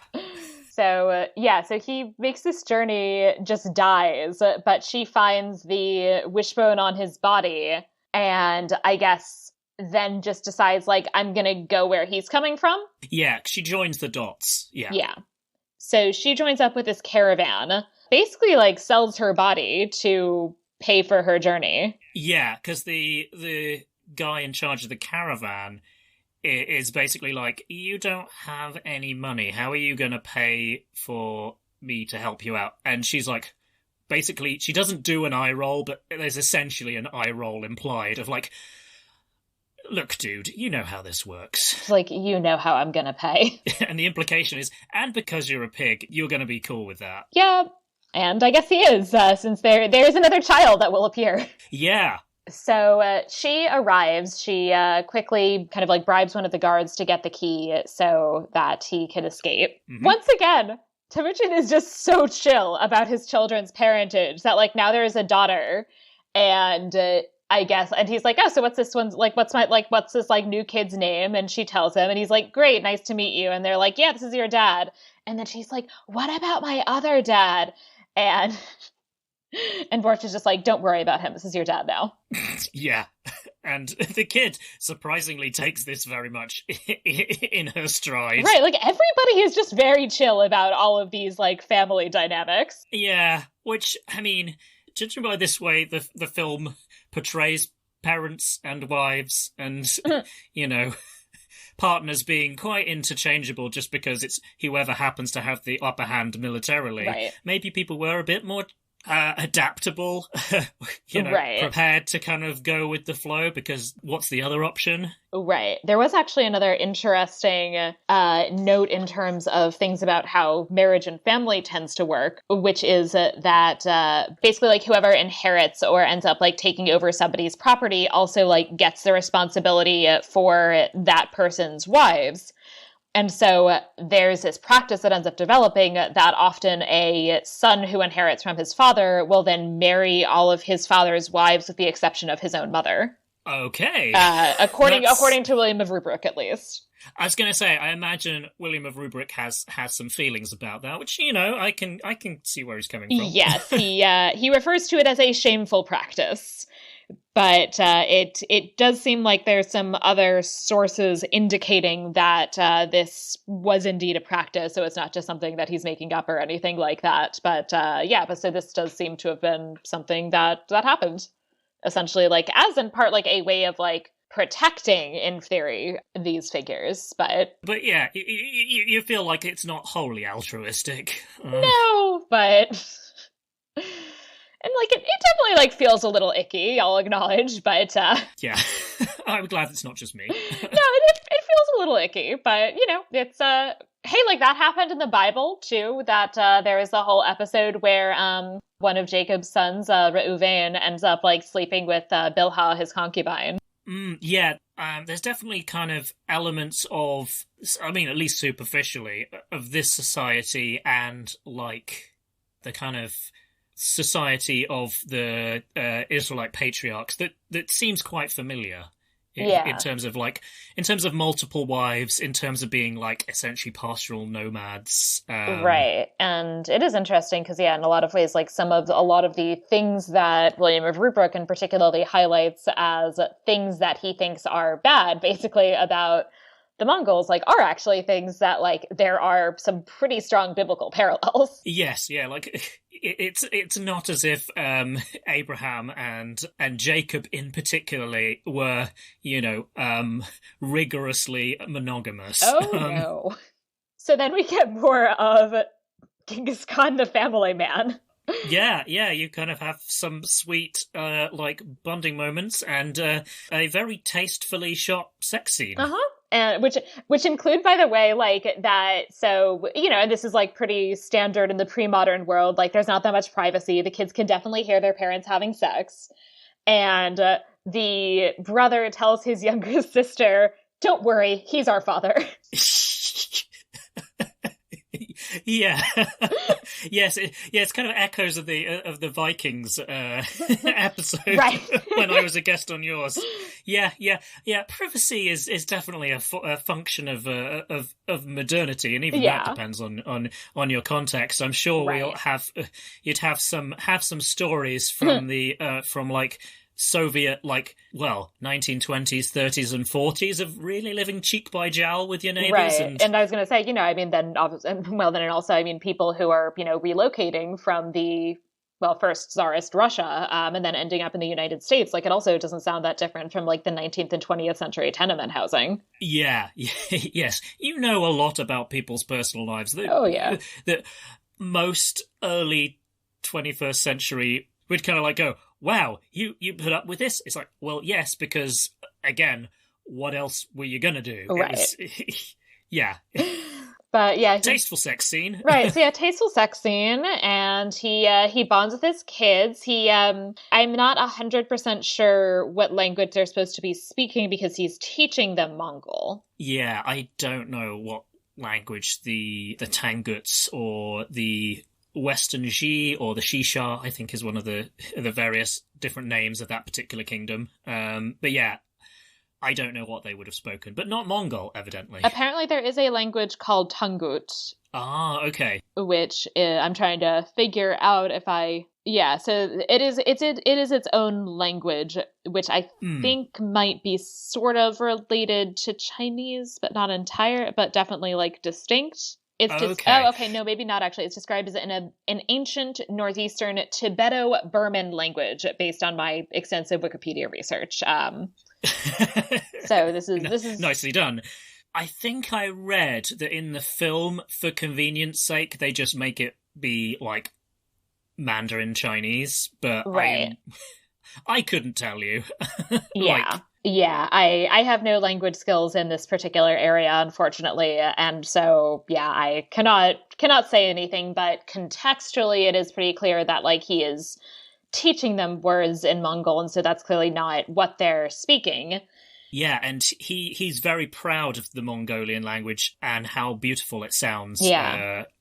In his opinion, which that's very, very subjective. Everybody thinks their own language is the most beautiful language, except for people who speak English. I don't know. I mean, you get people who wax lyrical about Shakespeare, which, fair enough. And he also says, by the way, that someday everyone will understand Mongol.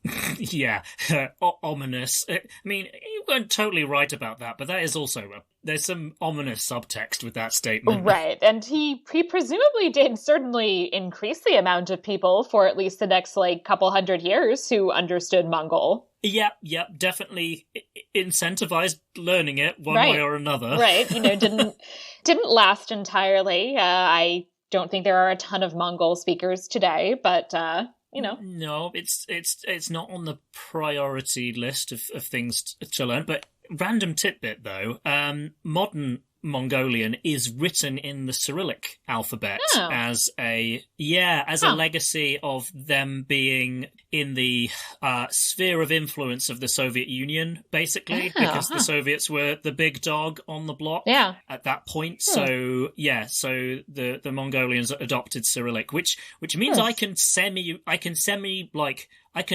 it out and be probably not totally wrong, because also the thing about like non-Indo-European languages that adopted Cyrillic, because they adopted Cyrillic relatively recently, as opposed to you know languages that took up the Latin alphabet, there's a chance that those letters actually sound the way that you think they're going to sound. Right.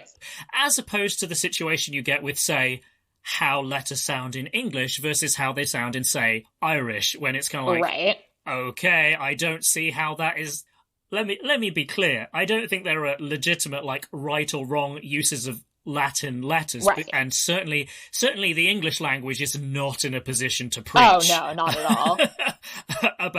about consistency. But generally speaking, I think the Cyrillic alphabet they're a bit more consistent than us users of the Latin alphabet. But anyway, I thought I'd mention that in passing because I'm a languages nerd. Yeah, so. and actually, just a fun fact, one of the things that really highlights the disparities between ways letters and sound and words are pronounced in different languages using the Latin alphabet is transliteration from languages in a different alphabet.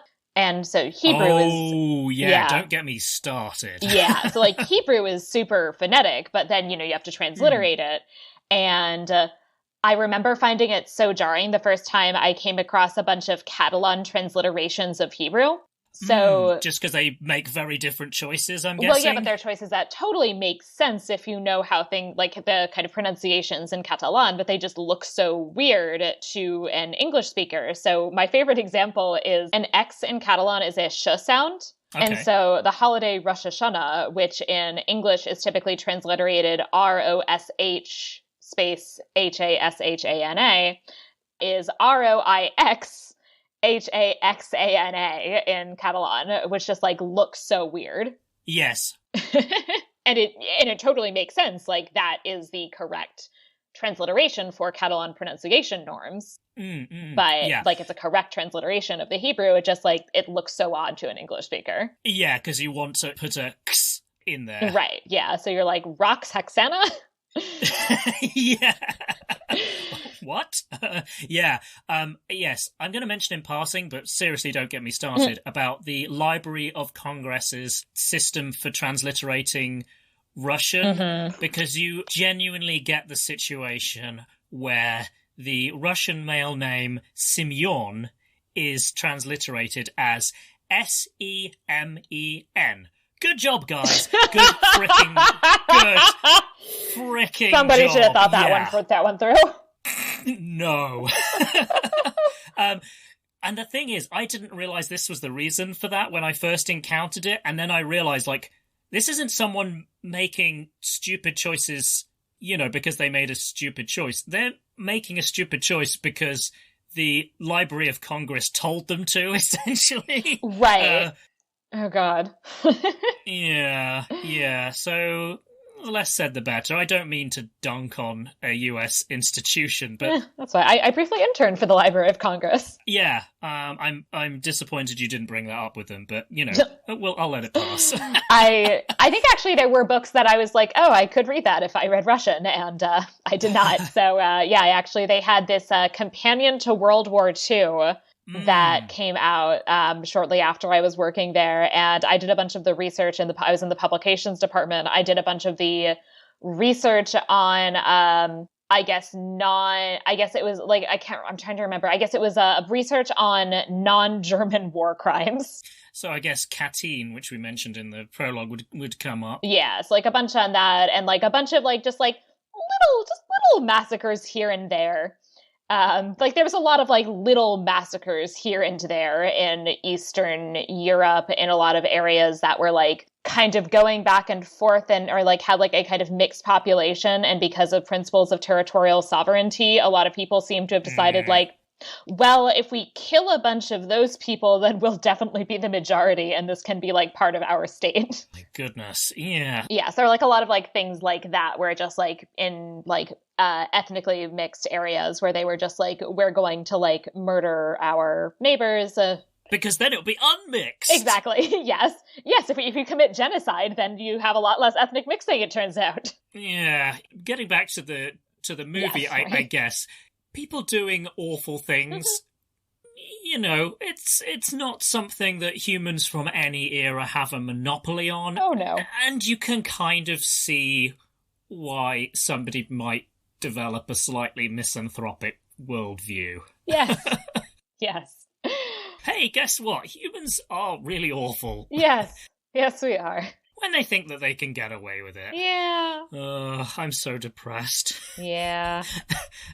Anyway, we should probably finish off this movie. Yeah. So he goes to talk to a god. Yep, again. Yep. Yeah. So he's got his god friend. He sees a cool wolf. Mm-hmm. Who may or may not be the incarnation of the Mongol god Tengri. Yeah. I think that's implied, but we could get back to that. It's implied that he's like buddies with Tengri in some way. Mm-hmm. And also, I will say the one thing that I think this movie could have done a little bit better is that the transition. So he now basically says, like, I will make the Mongols obey, even if I have to kill half of them. Oh, yes. And I think they could have done a little more development on, like, why he wants to unite the Mongols, which seems to now be what he wants to do, but it's not clear why he wants to do that. I think I would slightly disagree with you there insofar as when he gets out of prison, basically he kind of asks his wife for an update, like, right. What's going on? What have I missed? And she basically says, it's even worse than usual. They're even killing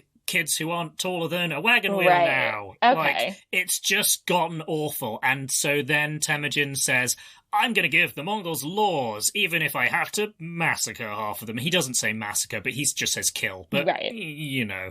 There's some massacre. There's massacring implied. Yeah. So it is kind of like, hey, my killing people is for the greater good. Right. So, yeah. So there is that, I guess. But yeah, but it's just like, I don't know, like, to some extent, it's like, I kind of, like, honestly, except for the fact that it obviously didn't happen this way historically, like, I honestly could see, like, I think it would make sense with the character almost for him to just be like, cool, I'm just gonna, like, hang out in this field with my family for now. Yeah. I feel so sorry for Borte at this point, because she's just gone to all this effort and... It's like, bye! Yeah, and he's kind of like, well, I've got my hobby/career to focus on, so off I go. Also, like he said, this movie's really a lot like Hamilton. He says goodbye to her, at least. I don't even think he says goodbye to the kids. Yeah. And I think he makes the offhand comment of, like, you're a good wife because I know that you'll know that I'll be back. It's like, oof. Okay. Great. Well... I'm glad that you think I'm a good wife. On the other hand, you're not being the greatest husband right now. Right. It's also like one of the most romantic things that he says to her in this scene is something like, I have names already for all the sons you're gonna have. It's like, oof, sweet. Good. Thanks, I guess. Yeah, I mean, at least this time it'll be kind of consensual, which makes a change. She seems to have a great time during the fairly tasteful sex scene. Oh, she does. Yeah, she definitely makes some own noises. Yeah, she seems happy. Yeah. Anyway. So we kind of time jump. Yeah, so we time jump. He has basically united, I guess, like, most of the Mongols with the exception of a group that are still following Yamuka. Yeah, I would characterize it as they have about half of the Mongols each, but it's like he has the slightly smaller half. Yeah. But yeah, suddenly there are a whole lot more people in one area than we have seen hitherto. Right. So it's this, like, this is actually the first, and this is the end of the movie, basically. This is the first thing that I would characterize as a really massive pitched battle. Yes, yeah, the previous battle is much more of a small skirmish of kind of two raiding parties that go head to head. Yeah, and so this is really the first and only, because it's nearly the end of the movie, mass battle, which is interesting and kind of surprising in both a medieval movie in general, but in particular, like a movie about Genghis Khan. Yes. There's some real cheery music as they go into battle. Yeah, cheery. I would say it goes kind of a bit Wagnerian. Yeah. Which is kind of a step change. It also had like weird hints of like a communist, what sounded like a like Soviet communist march. Yeah, yes. I mean, we can get onto this in a minute, but tonally it's very different to the rest of the film. Yeah, so it's a little bit of an odd jump. It's also interesting because we've had these like spiritual moments that he's had while communing with his deity, but now there's actually an implication that like he literally like has God on his side, and like that there are supernatural forces aiding him in his victory. Definitely. Yes, it's very unambiguous. Yeah, so like, I mean, so basically like he wins in part like against, an army that is larger because of like lightning and thunder, which he is, I guess, the only person who's not afraid of it. Yeah, which they do make a point of in the script, because he literally says, well, I didn't have anywhere to shelter from it when I was on my own, so I just stopped being afraid of it. Yeah. Well, good for you, Temujin, I guess. Because they make a big point early on in the movie, this that all Mongols are scared of thunder. And that's not unreasonable when you on your horse is the tallest object for miles around. That's not just you being silly, it's you being like, I could genuinely be turned into, cinders. Right, and you should be scared. I mean, you should be scared of lightning, certainly. And, obviously, like, the distinction between lightning and thunder is honestly one that's slightly, like, fuzzy to me. So it certainly makes sense it would have been fuzzy to people in the 12th century. Yeah, they knew that you don't get one without the other. Right, so, like, they generally, like, come together. So, all very fair. Yeah, and they're both intimidating in their own way. Yeah. And so he wins this battle. Not wholly due to divine intervention. There's some definite strategy going along, but yeah, there's definitely implications of that as well. But that like also it's like, I mean, it's interesting because like the divine intervention is then like portrayed as being like part of the strategy. Yeah, I can kind of count on Tengri to have my back. Right. And that it's very much like this is like a piece of my military strategy is like God. Which like, if he can pull it off, like power to you, my friend. Yeah. I mean, I guess to be fair to him, he is not the first and not the only to have, factored that in. I mean, it's better than, like, kill them all and let God sort them out as the, like, military strategy during the Albigensian Crusade and shortly after this in southern France. Yeah, someone basically said that, didn't they? That it's like, if we accidentally kill some people who shouldn't be, well, that's fine. God will know. Isn't it like God will know his own? Yeah, there's different versions of it, but yeah, so the papal legate, allegedly at least, said that at the gates of, I think, Béziers, when they were basically like, well, how do we know who's a heretic and who's not? So, yeah, because, it's just, kill everybody and, God will send to heaven who he sends to heaven and hell who he sends to hell, essentially. Anyways, so he wins. And I guess both Targutai and Jamuka do escape. He basically like incorporates all of their people into his army, and they all seem like pleased about that, I guess because like he could have executed them all if he'd wanted to. And so somebody like grabs and kills Targutai, which he is not happy about. No, he is not. Which I thought was a little unfair, to be honest. Yeah. They essentially do it to curry favour with him, and he's like, no, you betrayed your Khan, off with your heads.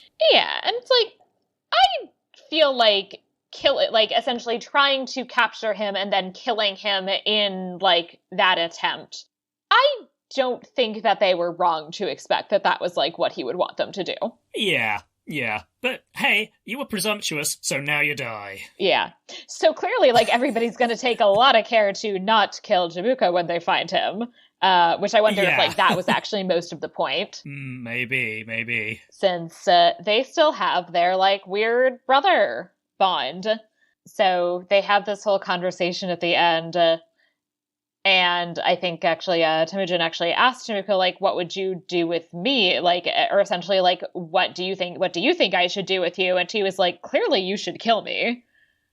And he does not. He lets him go, which is like a real confident move. It is. But also, in Jamuka's defense, Jamuka says, oh yeah, I'd totally kill you. Right. But he didn't. He was in exactly the same position, admittedly with rather smaller armies earlier. Right. And he didn't off him. So there is kind of like a certain amount of like, Jamuka is a bad man, but he isn't as ruthless as he makes out, at least not when Temujin is concerned, because, you know, they're brothers. They're bros. Right.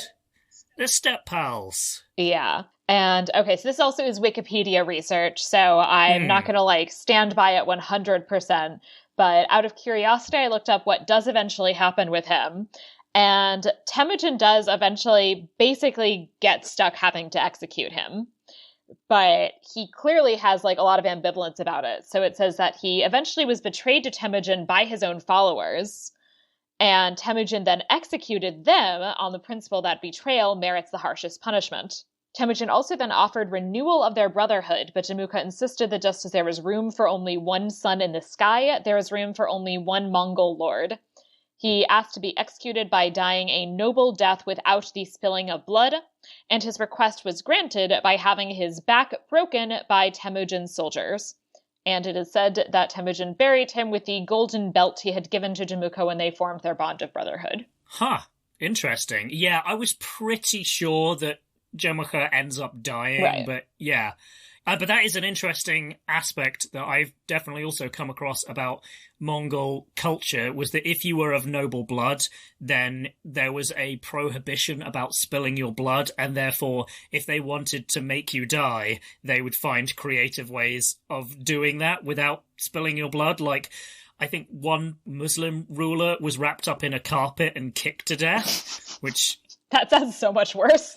Yeah, like... Beheading is messy, but I think, like... But quick. Yeah, exactly. And I think a former queen regent of the Mongols, several generations down the line, was killed by being sewn up into a bag and thrown into a river, because, again, they didn't want to spill her blood, and it's like, I'm pretty sure that's a really bad way to go. Yeah.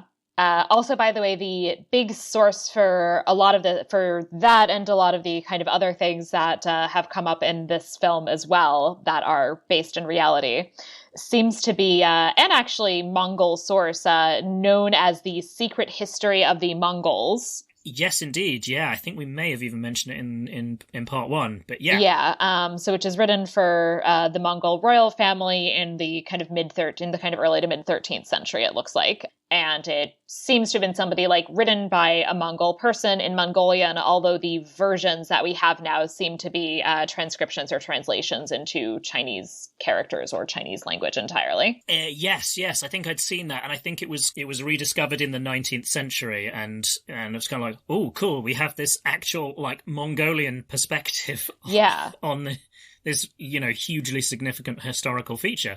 And yeah, so that's basically the movie. Yeah. Oh, actually, one more thing that I wanted to mention at the end, actually, is that, so he starts talking to his son, who's now 10, about the fact that he has to choose a wife now. Yes. And, is like, I'll teach you, like, it's really important to, like, choose a good wife. And he's like, look, what good a job I did finding your mother. And then she's like, psh, I chose you. And he's like, ha, that's true. Yes, I'm really glad you mentioned that, because that's a really nice and funny and poignant moment. Yeah. In this film. So yes, and it's a fitting wrap up, I would say. Yeah. Yeah. Excellent. So yeah, I think we've done a good we've done a very thorough job of summarizing that film. I think we may have been similar to the runtime, but there is a lot that it's kind of good to have flagged up to kind of like discuss the content and themes, I would guess. Yeah. I think the first thing I would like to talk about is how did you feel about the non-linear structure of the story and the storytelling more generally? I actually really liked it. I thought that they did that well, that it very much like it didn't fit with the expectations that I entirely had for it, but I think that it worked in terms of creating some amount of suspense about like how things got to the point that they got to, which is often hard in a story where you essentially know what the end is. Yeah, yes, it does slightly suffer from the Titanic problem. Right. But we didn't mention it in the summary, but the framing device is essentially we start off, he's in jail. Yeah. And then it's like, well, how did I end up here, dear viewer? I mean, right. Clearly not with that jovial tone, but then we kind of wrap back to his childhood. And there's a really nice moment, I mean, clearly not nice for the character, but in terms of the storytelling, where he falls through the ice and is subsequently rescued. But just after we've seen this happen, we flash back to Temujin in the prison cell and him recalling this incident. And it's almost like subtly saying, like, he is kind of sustaining himself in prison by remembering the hard things that he's survived thus far. And it's really not spelled out, but I think it's quite clearly implied, which I really liked. I thought was very good. Yeah, I thought so as well. And yeah, as I said, like, I think it just like having that as your beginning immediately makes you ask the questions both, how did he get there? And also, because you know the end, how does he get out? Yes.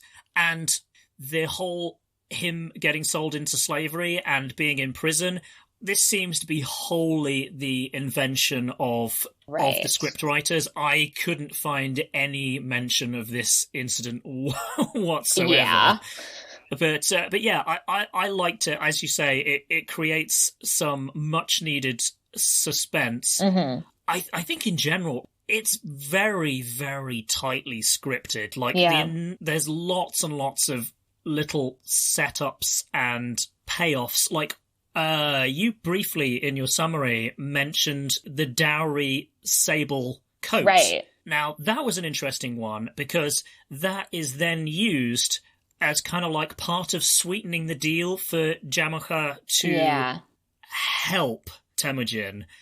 And that is kind of like a creative way that the scriptwriters have adapted stuff in the sources, but changed it because the sable coat is used as kind of like a sweetener, but it's actually for a different chieftain that for narrative clarity the writers have dispensed with, because my goodness, just there's already a lot of characters. There's a lot of characters in this film, and it does a very good job of delineating them. Mm-hmm. But if you were to be more faithful to the sources, it would be very, very hard to follow. Yeah. And this, I think, you have to be paying attention, but I think they do a good job. And I think if they'd cut more characters, it would have been oversimplified and kind of dumbed down. So it's kind of, I think it strikes that balance really well. Yeah, I think so too. I think they make good choices on that. The one thing I will say is that the tone of the film for about an hour and a half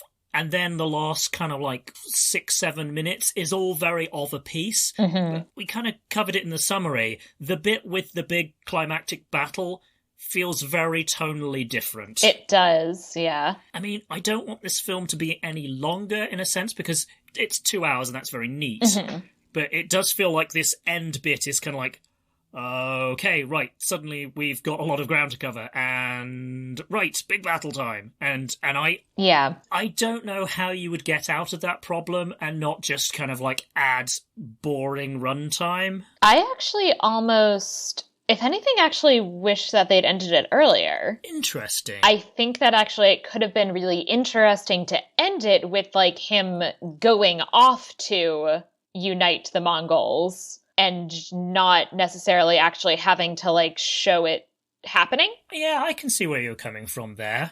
But I guess that there's a certain amount of, like, sort of having to deliver what you said on the tin, in the sense of, like, he has to have risen. He can't be, like, you know, mostly there, or, you know, on his way. I guess you can't have the movie that's like, that's like The Rising. The start of the rise to power. Right. I mean, you mentioned earlier that they initially did plan sequels to this. And especially if there were planned sequels, I think that's where I would have done the cutoff. Yeah, I can definitely see where you're coming from. I understand why they made the decisions that they did, but yeah, it does mean that this film that's really so tightly plotted suddenly becomes quite woolly. I mean, because you lose all of the politics of, like, how did he get almost half the tribes? Yes, I think that you kind of want, on the other hand, would be hard to do interestingly. Yeah, and it would especially be hard to do interestingly and also quickly. Yes. Yeah. But I think it would have been interesting to, like, have even, like, a scene that kind of gave a flavor of what it looked like for him to make an alliance. Yeah, you are left wondering, like, he's got out of prison, like, most of his men got killed earlier. Right, like, where did he find all of these people? Yeah, and why did they decide, well, you, the kind of smelly former convict guy, you're going to be the Khan that... Right, he doesn't have a great track record at this point. On the other hand, they do mention, like, when they're dividing the spoils after dealing with the Merkits, that Temujin is much more equitable in how the spoils are shared. Yeah. And based on some other things I was reading, it also seems like there's some interesting dynamics in terms of, like, there's people that he's reaching out to who are maybe, like, a little bit outside some of the, like, clan structures, and that him kind of bringing a lot of those people in was one of the things that, like, he was doing that Damuka kind of wasn't doing. Yeah, kind of like spreading the net a bit wider, you mean? Yeah, and it could have been interesting to see something of that. Yeah, I get where you're coming from, but yeah, it would have been difficult to do. But on the other hand, the writers in the first, like, hour and a half demonstrate that they're really good at their job. Right, like, and it's clear to me why a bunch of Damuka's men switch over to him earlier. Oh, yeah, because he may have swagger, and he may be kind of like, you know, a kind of jovial, you know, superficially fun guy to be around if you're another guy. And if you're a woman, it's very different, as we'll cover. But, yeah, if you're a dude, he's sort of okay. You know, there are probably worse leaders, but yeah, he's... Yeah, so I guess I just, like, it felt very abrupt. Yes, agreed. Definitely. Yeah. So, yeah, if I were to give this film a star rating, I'd probably, like, ding it slightly, because it's just, as I said, it's so good up until then, and then suddenly it's like, huh? What? Where?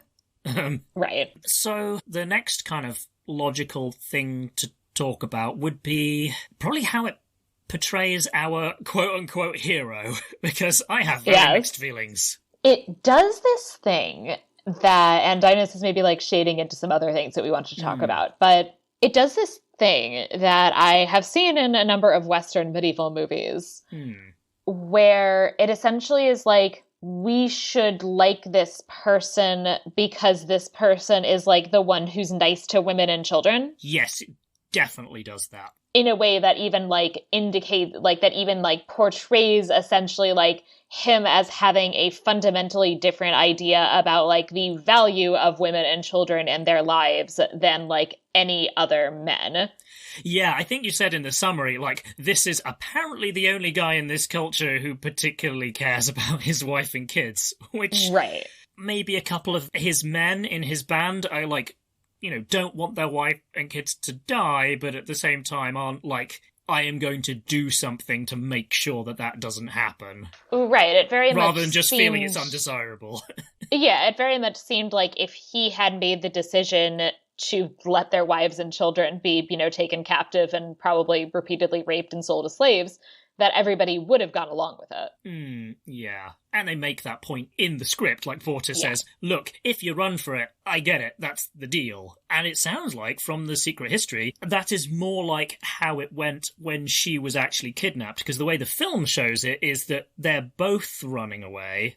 Yeah. And then he gets hit with an arrow, and then she takes action to save his life. So his running away isn't cowardly, because, they were both running away, and it wasn't his decision to run away. It was... Right, and she sacrifices herself. Yeah, which I think we'll return to. But yeah, I think it was very consistent in showing Temujin's cunning and his ability to get inside other people's heads. And that even starts, we mentioned this, like, as a kid, he sees what his father values and uses that to persuade his father or manipulate his father to do what he wants, because his father has kind of said, you can't take a wife from these people because they're weak.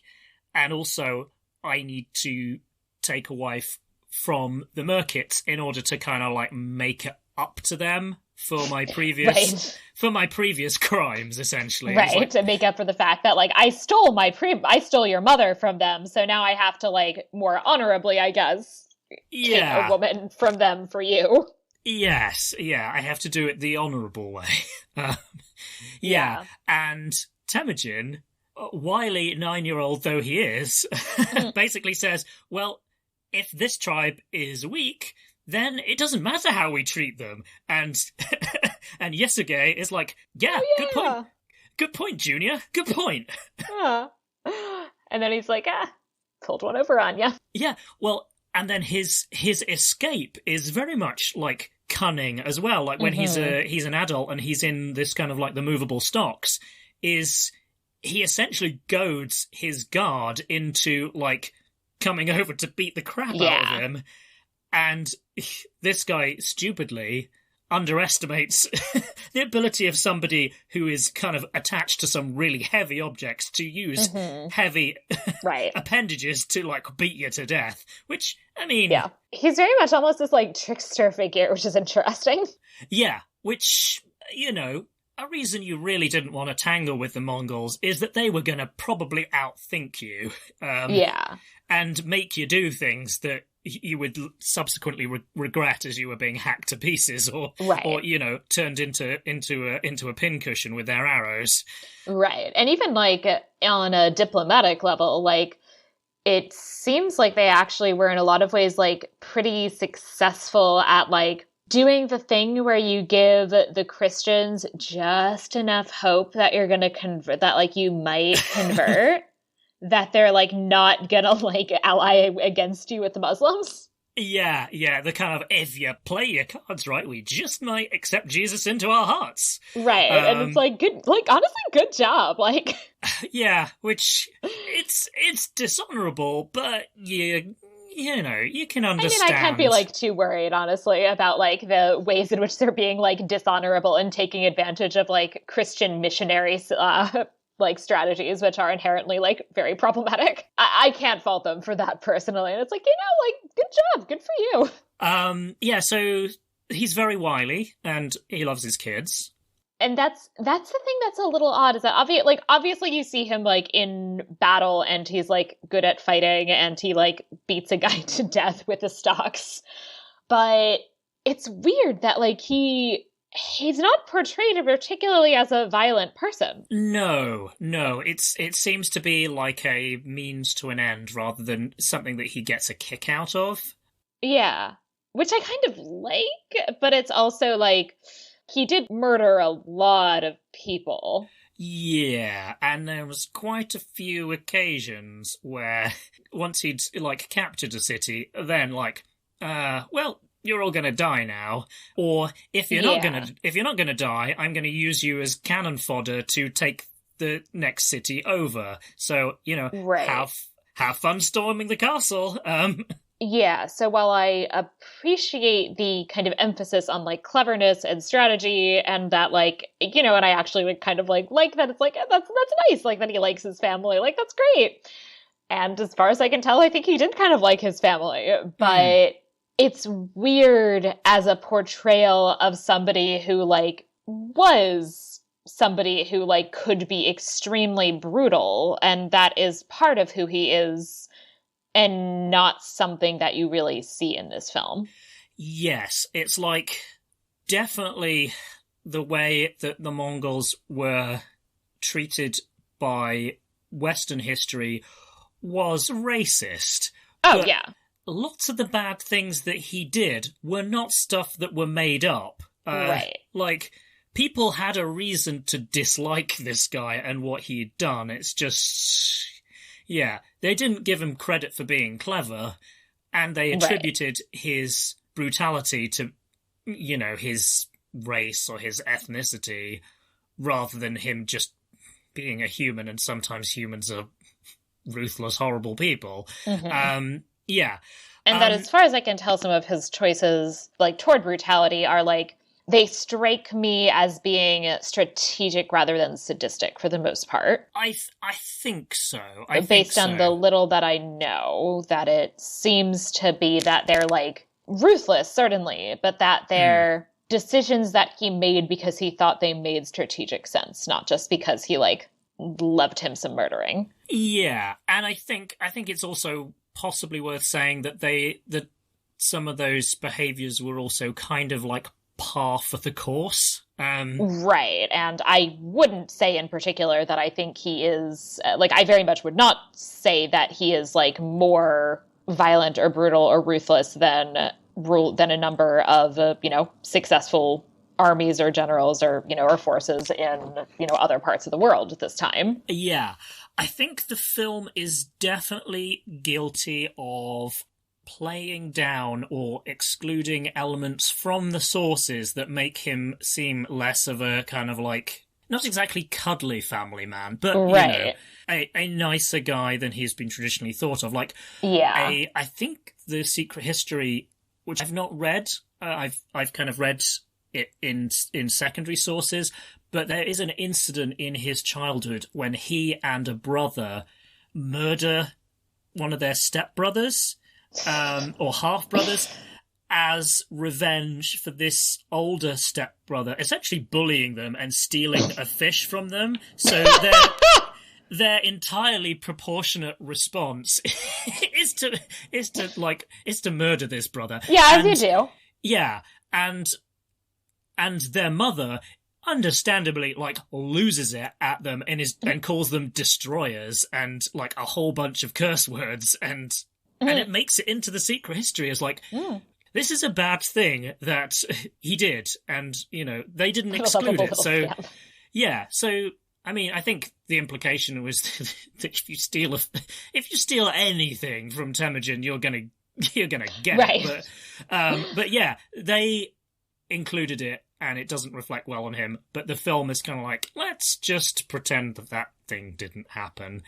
Yeah, it's very invested in a lot of ways of, like, having him be, I would say, pretty unequivocally the good guy. Like, he really doesn't do anything that does not feel relatively justified. Yes, yeah. And further to that, like, in the kind of the end, like, wrapping up, like, title card, it talks about how the Tangut kingdom is, like, I don't remember the exact turn of phrase, but it's like something like wiped out or wiped off the map or destroyed by Temujin. But the film's implication is that they had it coming because that rich dude was, as you said, a hubristic douchebag. And it's kind of like, well, he definitely was. On the other hand, do all of this potentate's subjects in this town deserve to be wiped out because their leader was an arrogant, horrible rich guy? Well, and plus they also, I would say, in this movie add to it by, like, having it, like, so he's, like, in this basically, like, zoo display, and you have all of these relatively ordinary people who, like, show up and mock him, essentially. So it then kind of makes them kind of complicit in their own destruction, and it's like, well, you had it coming too, because you laughed at Temujin when he was at his lowest, so I guess you deserve to be hacked down. And that hacking down and being killed all happens, like, off screen. It's in a caption card, and, like, oh, by the way, he wiped these guys out.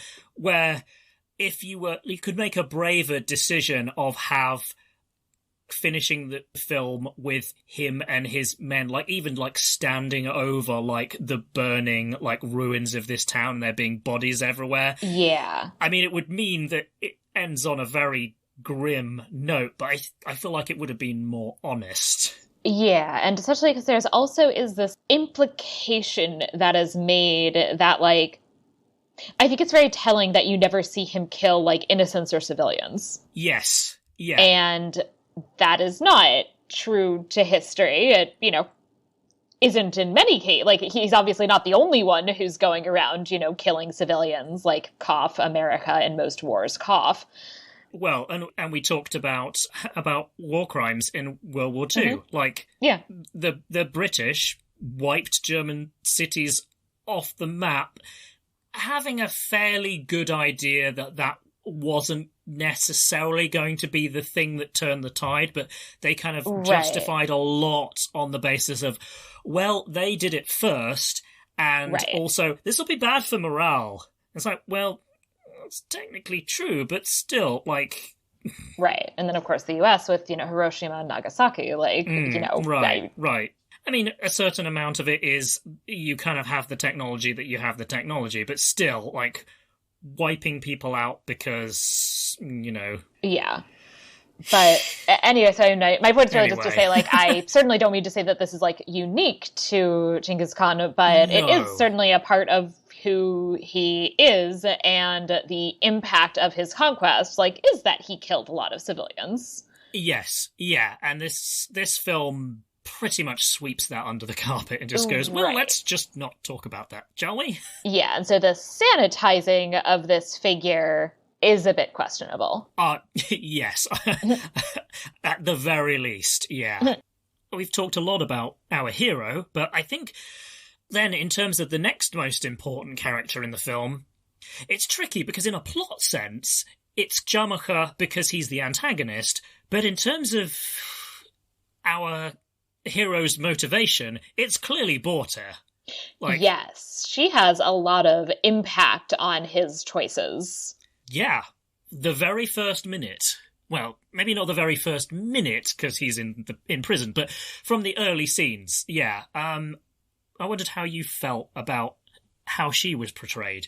I kind of wanted to bring back what we talked about in the pre-film discussion when we were talking about how films depicting the medieval period really struggle between either having women have no agency whatsoever or going the other end and kind of like making them anachronistic 20th or 21st century feminists who have for some reason are wearing like period garb. Period garb. Yeah, exactly. So I would say for the most part, I liked this portrayal. She clearly has a lot of agency. I think it's really interesting that there's an emphasis on the fact that she basically chose Temujin. I think it's really interesting that a lot of the events, like a lot of the things that like happen to her are in some ways her choice, or that although there's a couple of things along that I want to get back to in a second, I think that like there's a really interesting like power behind the throne, subtle implications here and there that like she not only does she motivate him, but like she motivates him on purpose. It's not like the thing that you see much more often, which is the pure, well, somebody like hurt my wife, sister, mother, daughter, any woman, like somebody like hurt a woman, and that's all about how it motivates a man. Yeah, it's not like she's fridged. Yeah, exactly. That like she actually doesn't have that many lines, but so many of the lines that she does have are so impactful on him specifically that she is influencing him. I'm really glad you mentioned that, because in general, this isn't a dialogue-heavy film. No. Yeah, you're quite right. She doesn't have that much to say in terms of quantity, which is sometimes where you get the metrics of, like, how many times a female character speaks versus male character speaks can be very reductionistic, as you might imagine. But yeah, you're absolutely right. Her lines count. Yes, and I think she really does strike me as a character who comes off as somebody who is in many ways, in fact, even using her own, the contemporary gender norms to her advantage, and as like part of the way she wields power is by working within that system, which rings very much true to me, that she doesn't ever make any effort to take for herself a kind of power that would not be considered acceptable for women to have, but that she's very much kind of working within the system. And essentially, I think you could almost make an argument that she basically like chooses a man that she sees as having potential in order to like herself like become essentially a powerful figure. Yes, and it's not portrayed in a way that Temujin isn't her puppet. No. They are very much portrayed as equals. Like, he takes her seriously, she takes him seriously. They both, profoundly respect each other. Which I really like, because you often don't see that. And you certainly don't expect to see that in a film about Genghis Khan. Yeah. So I really like a lot of that. The one thing that I will say I have very mixed feelings about is the kind of sacrificial aspect on her part. That there are a couple of different instances, the first being in her kidnapping, where she essentially like makes sure that he can get away and then stays behind and lets herself be captured. So essentially sacrifices herself for him and also makes the decision to make a sacrifice in terms of basically like handing herself over to be raped in order to be able to make the journey, to be able to rescue him. Yeah. And both give her agency in some way. So on the one hand, like there is an aspect of like she has agency and she is making decisions. On the other hand, her agency is ultimately leading her in these cases to sacrifice herself for a man. Yeah, I mean, it's very interesting, isn't it? Because the first one, there's kind of like, there's a bit more of a justification of like, this is an interesting way of interpreting the historical material. It's kind of like making her being kidnapped, like it's giving her at least some agency in that. Right. I mean, she's less helpless than a standard portrayal based on the sources actually would have her. And so that is an interesting decision. Yeah. Whereas the whole episode of him being captured and in prison and her having to like basically get into bed with this guy in order to... So it's, it's consensual in that sense, but in a very much like, this is a means to an end, not because I actually want to get into bed with you.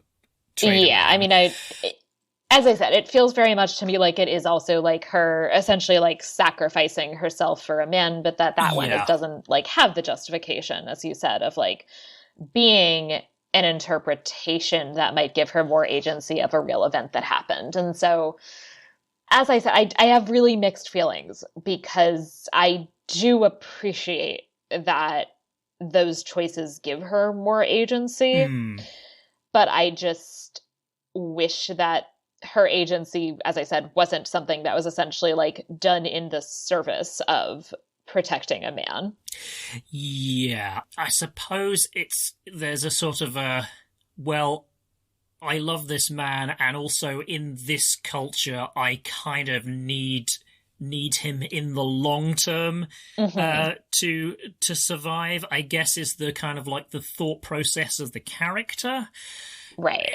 I entirely see where you're coming from, but I did want to mention a really, I thought this was very deliberate and very sensitive and smart of the way the film was shot. Like her actually being captured, in terms of how they depict it, it's very similar to when he gets captured in terms of how it's framed, how it's shot, how just it looks very similar. And I feel like it's deliberately like identifying the two of them like together rather than just and showing how their experiences are, kind of uniting them. I thought it was an interesting and very thoughtful choice how they showed that, rather than just being like, oh, and now she's captured. Yeah. They use that as a kind of opportunity to identify the two of them as a pair. Yeah. Rather than her just being his love interest, as it were. Yeah. The one other thing I will say is that given that especially, it does still, I feel like, remain largely his story. And part of that does also mean that I guess I would have liked a little more thoughtfulness about like her interiority, given that she is a character who is presented as having been repeatedly raped. Yeah, that is a very, very good point. Yeah, we don't, like we've said, she gets plenty of agency, but you don't get to see her dealing with, you know, some of the things that have happened to her. Right, and so it just kind of happens, and then it goes away, and there's almost this implication that, like, well, it goes away because, like, her husband's not mad at her about it, but that doesn't mean that it wasn't potentially a, like, pretty awful experience for her. Yeah, that experience doesn't go away for her. I mean, it's good that Temujin isn't a total bastard about it. Right, right. Which, we will get onto this, but Jemuka, yeah, you'd get different results with him. Yeah, but so one thing that you see all the time is, like, rape being used to show that, like, a bad guy is bad. Yeah, it's a gross, ugly shorthand. You're totally right. Yeah, and here it's actually this kind of weird opposite where it's like him not being, like, mad at her for being raped is, like, then used to show how nice he is. Yeah, which I'm not really sure that deserves a pat on the back. I mean, it's good that he doesn't react the other way, but yeah, it's the, like, giving a cookie for doing the bare minimum of, like, decent, of, like, being a decent human being. Yeah, exactly. I think before we move on to the next point, I did want to mention, again, kind of in defense of the film's handling of Borte as a character, was that her decisions over what happens to her body aren't the only way that she demonstrates agency, and she makes sure that she is heard by Temujin and that he takes her advice on board. And this is really important in the situation of, like, what is going to be done over this kind of, like, ostensibly accidental killing of Jamuka's brother in the horse raid. And she's basically like, look, Temujin, if you execute these guys to make peace with Jamuka, in the short term it will make peace with Jamuka, but what will that show to your followers and their loyalty to you? And he's, again, it's not spelt out as much as I spelt it out there, and his response is not spelt out. This film is really good at showing and doing kind of like minimal explaining, but enough that you get it. I think it's really smart in that regard. And he basically is like, good point. I will do that. Thanks, Borte, for not allowing me to make a rash decision here. Yeah, and there are definitely a lot of things I do like about her as a character. Yeah, and I think it's a really good performance. Yes. I mean, everyone is generally strong, but I just thought I'd mention in passing, in case I forget to mention it later, is that in terms of the main players, she is the only actor who is actually Mongolian. I saw that, yeah. Yeah, yes. Her name is Hulan Chulun, I think. That's about as approximate a pronunciation as you're gonna get. But yes, I was kind of helped out by the fact that I could read the Cyrillic transliteration and go, oh yeah, okay, that's coming out how the Latin transcriptions suggest. But anyway. So yeah, I also thought it was interesting, by the way, I looked her up too, and she's actually a director as well as an actress. Oh, I didn't realise that. Yeah. I didn't know that. I did want to, again, if we get around to it, because I realise this is already quite a long episode, but the casting director who, like, quote unquote, discovered her is also, like, seems like a really interesting character. And she, I definitely want to talk to, kind of in the wrapping up process. But anyway, yeah, so tied closely from Borte as a character is, and we've already touched on it quite a lot, but the contrast between Temujin's attitude towards women and Jamuka's. # let him die. Oh, yes. Yes, yeah, the really good bet where he's like, psh, just leave that wife. I can give it to you new wives. Yeah. And then later on, like when they're around the campfire, he's kind of like ostensibly complimenting Temujin's decision, but also kind of like slightly sending him up amongst the men, because it's okay to do with your second in command, apparently, if you're Jemuher. Basically kind of saying, well, if it was me, I'd execute. He even like does the kind of like across the neck gesture, which I'm not sure he necessarily did back then. But, you know, you have to make concessions to a 21st century audience. But and it's kind of like, hashtag let him die. Yep. Yeah, no, he is awful. Yeah. And it is this weird, like, let's use basically, like, being nice to women or mean to women as, like, a yardstick for how to demonstrate that somebody's, like, a good or bad person. Yeah. And it, like, makes him this weird foil. And I think it's especially interesting that it does that in that area, whereas in most areas, he doesn't actually necessarily seem quite that different.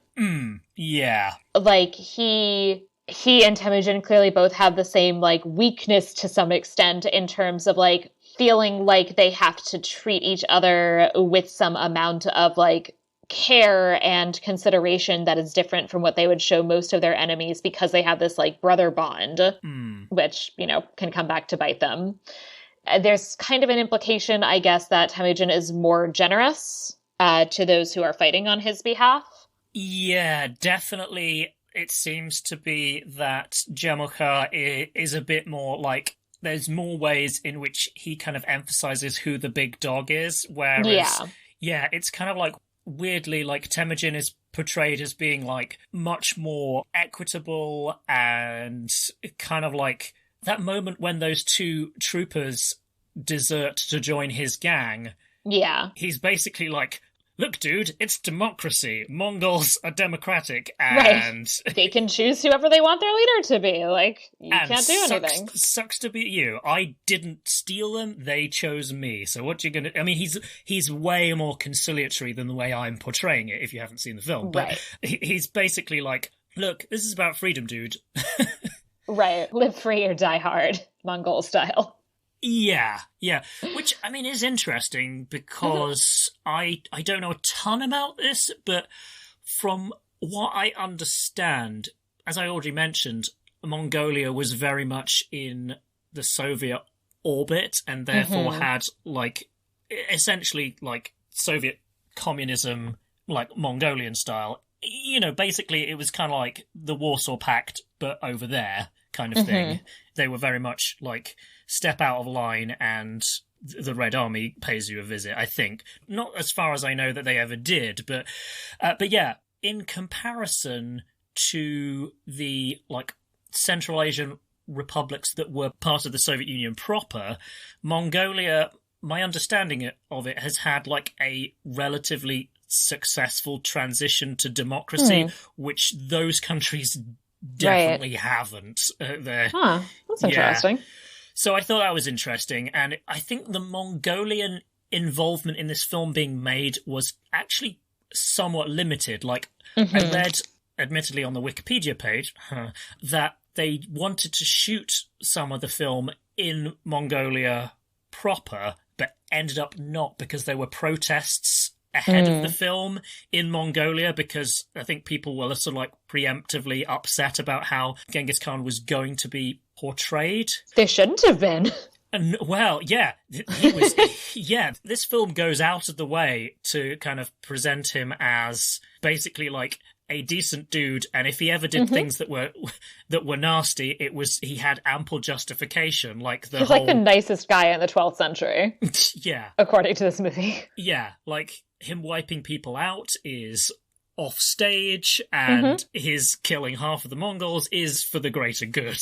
Right, and also like. Again, like a decent amount of it is like off stage too. Like, yeah, this clearly wasn't like the first battle. No, like no way. Like I would have to look more things up, but like no way there weren't like additional battles where additional people were killed en route to like getting himself to be in charge. Yes, but maybe those would have been later on. I mean, it's interesting because 2 hours is actually quite a short runtime for, like, a sort of traditional epic. Like, you're sort of allowed in that genre to go 2.5, 3 hours if you want to. But I don't know how much of that was kind of like pragmatic kind of like marketing decisions of like, you want to get a Western audience in to see your subtitled film. Right. You know, don't make it longer because they might decide against it. Yeah. And a film that covers 20 years, too. It's also, like, doing that in 2 hours is, you know... It's pretty impressive. And I mean, we've talked about the structural, like, it's very neat and tidy for most of the runtime and then suddenly isn't. Yeah. Yeah, I have such mixed feelings about this film because as a well-constructed piece of art, a lot of thought has been put into it. I'm amazed I haven't talked about how just incredible it is to look at. It's a beautiful movie. So amazing. I actually looked up the cinematographers, and they weren't, like, particularly, as far as I could tell, august people you would go, well, of course it looks beautiful. It's shot by, you know, Roger Deakins, who's kind of like this. If you can name a cinematographer, that's the guy that you can think of. Like, there were two guys. One was, I forget his name, but he sounded like he was Russian, and he'd done like the Night Watch and Day Watch films, which are probably like the most famous thing he's done. And then the other guy, who I think was Swiss or French, like his most famous film is School of Rock. Right. which is kind of like, that's not something you necessarily associate with grand, you know, historical epics. And yeah, I mean, this film, I would say, is worth watching just for how good it looks. Yeah, and I will say I was actually, like, I had not expected that this was going to be such a, like, well-done film. I mean, for my own podcast, I do quite a range of, like, things in terms of just how quality films they are. Like, in terms of, I've done, like, The Seventh Seal, and I've done The Night Before Christmas, the Netflix movie. Yeah, but I think it would be fair to say that the films that are good bits of art on their own terms are by far the minority. Yes, yeah, I've done more bad movies than I have good ones, and part of the reason for that, actually, to be honest, is that a lot of these, like, historical epic movies, honestly, I don't actually think most of them exhibit, like, especially great filmmaking. I think most of them have, like, lazy character development and, you know, a lot of emphasis on action, but they're not doing anything especially, like, interesting with, like, the visuals or the cinematography. It's just, like, a bunch of, like, CGI murdering. Yes. Yeah.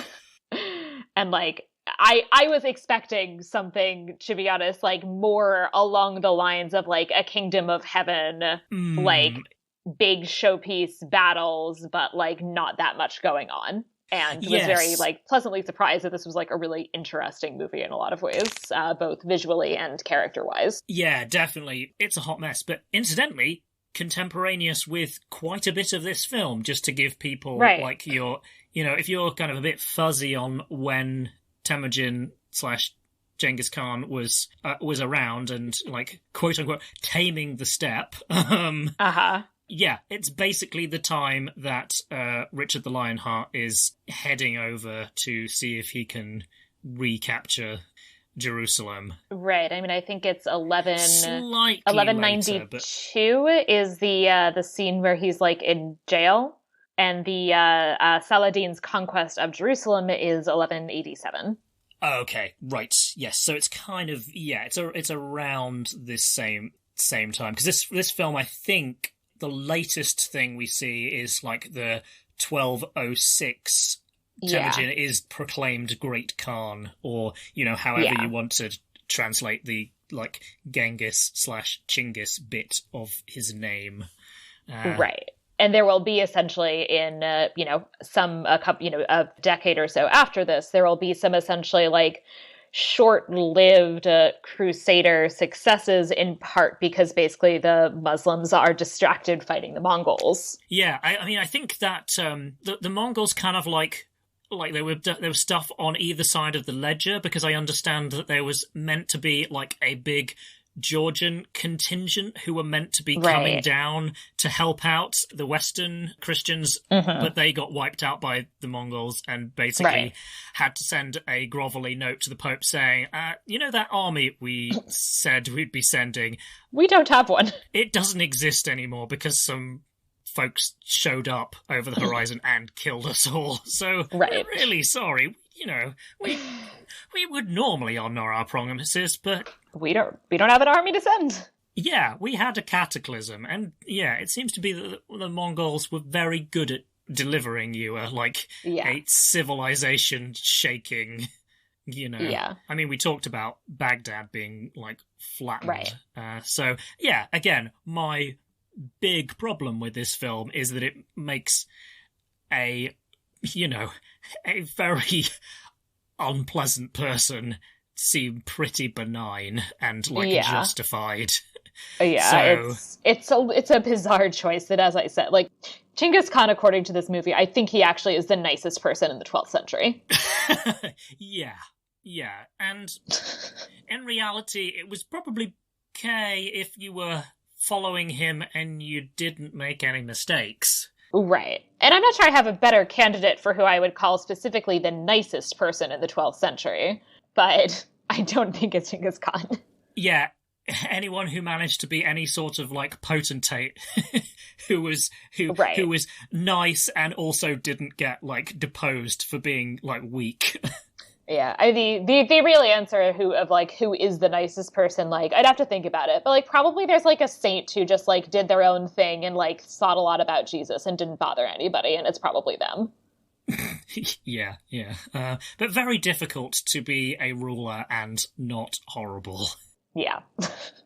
Yeah, so this film doesn't have a lot of happy fun times. It's mainly just, like, Temujin's, like, grudge against humanity being justified by him having a really hard life. But we at least do see him having like some fun around the campfire and, a few nice moments with his beloved. So it's not all doom and gloom. Plays but the kids.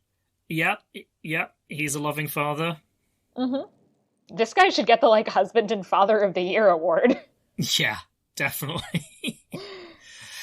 So, on balance, would you recommend that people check this out if they haven't already watched it? I would recommend this on the whole. I, would definitely say, like, take some of the historical stuff, and in particular this portrayal with a grain of salt. But I think it's a really interesting and well-done movie, and also just on the side of in terms of, like, the kind of things that people tend to learn about in terms of the medieval world.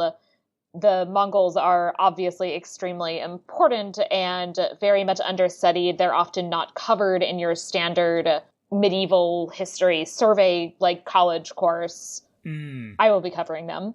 In fact, I again look forward to reading more of the secret history because I plan on making my students read some of the secret history. Yeah, that sounds like a really good idea, because it's not like they were kind of like in a encapsulated bubble kind of over there. They very much broke out of that and kind of like turned up on the doorstep of Europe and the Middle East, and suddenly very much made themselves relevant in a in a terrifying and horrible way.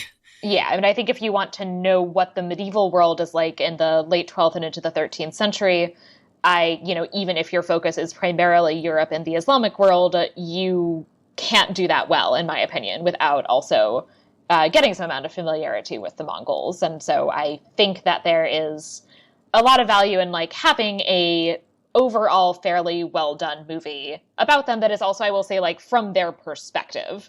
I'm very glad to see that there's a movie that's from their perspective as opposed to essentially a movie from like a Western perspective about them. Yeah, just going, oh no, the Mongols have shown up. They are just like the barbarians of the week that we have to fight off. Exactly. Like it would be all too easy to do the movie that's like 300 but set in like the late 12th, 13th century with like the Mongols as the barbarians. Oh yeah. And that's something that was definitely the way that they were treated in military history until I think the second half of the 20th century was, at least in the West, they weren't given the credit for actually being smart and good. They were just like, well, there's lots of them because, there's lots of people in Asia, so... Right? It's like, oh, oof, okay. Yeah, they basically come over and they swamp you because there's more of them, so it's not really a fair fight. And it's like, no, frequently they're outnumbered and still clean somebody's clock, so... Yeah. They were nasty, but they were smart. Yeah, and the one thing that I will say, low-key in defense of this portrayal of Genghis Khan is that I can kind of understand it as a corrective to the portrayal you would expect. Definitely. I haven't seen either of these films, but they were Hollywood films there was one with John Wayne as Temujin. Oh, no. Yeah. And then there was another which had Omar Sharif in the 60s, which at least they're not casting a white guy, but still. Right. That was actually the other thing that I meant to comment on, is that I really appreciate that they did not whitewash this film. Yes, yeah. And I think that is possibly a function of the director, and it seems like, judging by the names at least, I haven't done huge amounts of research, but the director is of a mixed ethnic background. He's part ethnic Russian, but I think I read he also has grandparents and great-grandparents who are Tatar and also Buryat, and the Buryat people I discovered are a related people to the modern Mongolians. So yeah, that's kind of part of his heritage. And yeah, a lot of the crew seem like they are Central Asian or from ethnic minorities within Russia. Because again, this is something that is quite poorly understood about the modern Russian Federation, is that federation bit tends to get dropped off because what's that doing there? It's just an extra word. And it's no, there's actually whilst the Soviet Empire collapsed, that didn't mean that all of the different ethnicities that were part of the Russian Empire before it, and that the Soviets kind of inherited / reconquered. Yeah. Russia is much more diverse than we give it credit for. And some of that is just in terms of the Russian leadership. Most of those folks are ethnic Russians, so you don't necessarily see that diversity that's kind of under the surface if you know where to look. So yeah.